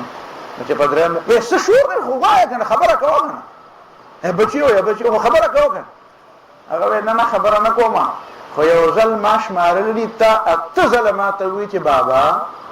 ته وړوکی نو ما به راته وی چې ها بچي نو تا به بیا وی چې بابا نو ما وی ها بچي نو په ما د ستا بابا خبره خوږه لګېده او ما دوه ځله صرف اسې د تجربې لپاره تا ته ووینو په تا بده ولګېده بس صرف دومره مې معلوموله دومره به راته ښودله پوهېږې په خبره چې په ما ستا خوږه لګېده او په تا باندې زما دا بده ولګېده مولانا عبدالرحیم صاحب د الله تعالی وبخښي هغه به د ما نه ناشنا تپوسونه کول ګپ به ولمون ډېر زیات زمونه خو ډېر مشر عالم ولم استاد بلکې د ما د استاد خو به هر حال تعلق هم ډېر زیات ښه و نو یو ځل ما ته وایي دا راته ووایه چې د پلار د مینه په دې بچو یو د بچي د مینه بیا په خپلو بچو یو دی خو واپس نه راګرځي دا ولې نو ما ورته وایي چې یاره نور خو ته خبر نه یم خو د آدم بابا پلار نه و نو مینه ټوله داسې ښکته را روانه وه نو اوس هم ښکته روانه ده ویره خبره خو دې ټیک وکړه ما دغه خبره کېدی شي نو بله خو نه شي کېدی د آدم علیه السلام نه مینه ښکته را روانه ده پوهېږې په خبره باندې د هغه بچي و هغه به مینه په بچو وه ځکه چې پلار مور خو یې بره وونه نو بس مینه ډول چې ښکته یو ځل را روانه شو نو بس ښکته را روانه شو بره نه ګوري مینه اوس بره نه ګوري حالانکې ته څومره تعلیم ولا کې او څومره تربیت ولا کې او څومره ورته وی او رایادې ورته خو نه ګوري بره دغه چل به دا قالو دی ورته بیا وی تالله قسم دی په الله انک لفی ضلالک القدیم ته په خانه غلطه کې بس غلطی خبره کې ټول عمر لګیای دغه بس ناس دای نه کم خپل ته یا دا وسله لګیای بهر حال یوسف علیه السلام رونه راوستل او پلار او به وته وی چې هغه ټول ورته ودرې د لاس پنان باندې نو وته وی چې بابا دا دماغه ده سده د خوب غ تعبیر وایي په خبره یا ابت هذا تاويل رؤياي من قبل لار ما تا خپل ولکوالی خوب یاد دی چې ډېر ماشوم ما او خوب مې لیدل او چې یو لستوري او نور په مېرا ته سجده کې نو دا یو لسرونه او پلار امور ولر دی او زه ته په تخ ناشتم او دا ما تعبیر سلام راته کوي څنګه چې د بادشاہانو سلام وتولى يا أبت هذا تأويل رؤياي من قبل قد جعلها ربي حقا وقد أحسن بي ګوره په دې وخت کې بیا یو بچی چې 10 کاله خو شاده خپل پلار نه جدا یو د خوب تعبیر هم 10 سکم سلويخ کاله کې ورسې 30 کاله یا 15 کاله علماء لیکلي دي چې بعد د خوب تعبیر دونه وخم رستو کیږي د سنه جنم د خوب ولید او سبا لا بیا وته پته مې پوهیږي په خبره کې دا چې دا 10 کاله رستم شي اسمه موږ هم ډېر خوبونه لیدلي دي پته مې نو چې دا خبره مې وکړه نو ما یې صبر کوه په لږه غټه کېده پوهېږې په خبره بیا ورته سړی یعنې ګوره یوسف علیه السلام بیا دا نه کوي چې د یو چوچن سړي په شان دی بیا وړه خبره چې یاره جي چې کوی ته واچولم او چې په هغې کې کومه تیاره وه او یاره که هغه سخته درته ووایم که نه او یاره چې نه دا نه وایي بس دا خبره کې د سره داسې مختصره تبصره کوي که نه چې تاسو وایئ چې په دې 10 کاله کې پر یوسف علیه السلام څه تېر شوي دي چې زه او ته بیانولو به بیانولې څومره وخت لګي خو یا یوسف علیه السلام څومره جامع معنی تفسیر هلته پلار دی که نه پلار دی نو د پلار په مخ کې چې خبره کوي نو که د هغه زړې سختې مې یادوي نو ما بچته کله یو ځل داسې وشوله نو څه خبره داسې شوې وه بیا چې به ما هغه خبره کوله نو مور به مې راته وایي دا مه وایه وایي دا چې ته ما ته وایې به ما چې چل کېږي وایي دا راته وایه ما نو ما ته به دا خبر نو یعقوب علیه السلام ته دی دا زوی څنګه مختصره تبصره کوي ګوره وقد احسن بي دې نه شروع شو دا زما د خوب هغه تعبیر وقد احسن بي الله را سره ډېر ښه کړي دي اذ اخرجني من السجن چې د جیل نه راویستم داسې نه وایي چې جیل ته بوتلم او پای کې نه راویستم راویتل خو د خوشحالي ده که نه جیل نه راویستم وجاء بكم من البدو او تاسو بیا د دیهاتو نه راوستې دلته ښار ته ومن بعد ان نزغ الشیطان بیني وبین اخوتي دا زما او زما د دیرونو په منځ کې شیطان داسې ګټې ټکولې وې نور څه چل نه و خو دا شیطان رانه کړی نور داسې دې زما سره د دښمني نه وه خو د مارونه خو شیطان پکې ګټې ټکولې وې بس دا تبصره شو جیل نه راویستم او شیطان زما او درونو په منځ کې ګټې ټکولې بس نور خبره ختمه بیا یو دعا کوي دې دعا ته ګورئ ښه دا دعا دومره عظیمه دعا ده چې ته اندازه لګوه دا دعا د کوم ځای زده کړه او دا دومره عظیم بلند اخلاق او کردار یې کوم ځای زده کړه د دیهاتو نه راغلی په کوی کې غلام په جیل کې او بیا چې اوس د مور او پلار رالل نو تام دا ځل غوا چې سره د پلار په ژوند په داسې لوی مرتبه باندې فایز شي او هغه رونه چې دا هغه دشمن کړي او کوی ته چولې او هغه تعالی سپنام ولاړي په دې کې ولسړي نارس نعوذ بالله من ذلک چې مؤمن نه یارس تیری خدای ته میری ورس تیری بیا بل سوي دا د طاقت نشنه دا خو ډېر خطرناک شی دی لکه خپل ورته استعمال وي چې د طاقت د پاره بریکونه پکار دي او دې ته بریکونه وایخه دا څه شی دا هغه د پیغمبر علم وخه هغه د سبقونه د یو بل سره تړلې دي دا یو بل سره دا څه تړل رب قد آتیتنی من الملک زما رب تا مال د حکومت یو ډېر لوی حصہ را کړی د دنیا کنه نوکری به سمانه وکړو چې کوم مولیان وای یوسف علیہ السلام په مصر کې نوکر نو هغه به دې ترجمه کوي رب قد آتیتنی من الملک ای زما رب تا مال غټ نوکری را کړی دا غټ خو پکې بل څه نشته خو من الملک نوکری ده داسې به وای نجی ملک نوکری ته نه وای رب قد آتیتنی من الملک فورا د دینه توجه بیا غره د بج دغه وخت د جشن نه مناولې کنه دا خو د دې چې لکه په ټول مصر کې جشن مناو کې چې ما پلار او مور رااله حاجی او چې پلار ته وخه مو دیرونو ته وخه ما چې څنګه چلې د ما قوت او د ما طاقت سره نه بس صرف مختصر جمله تبصره او فورا بیا الله ته متوجه کېدل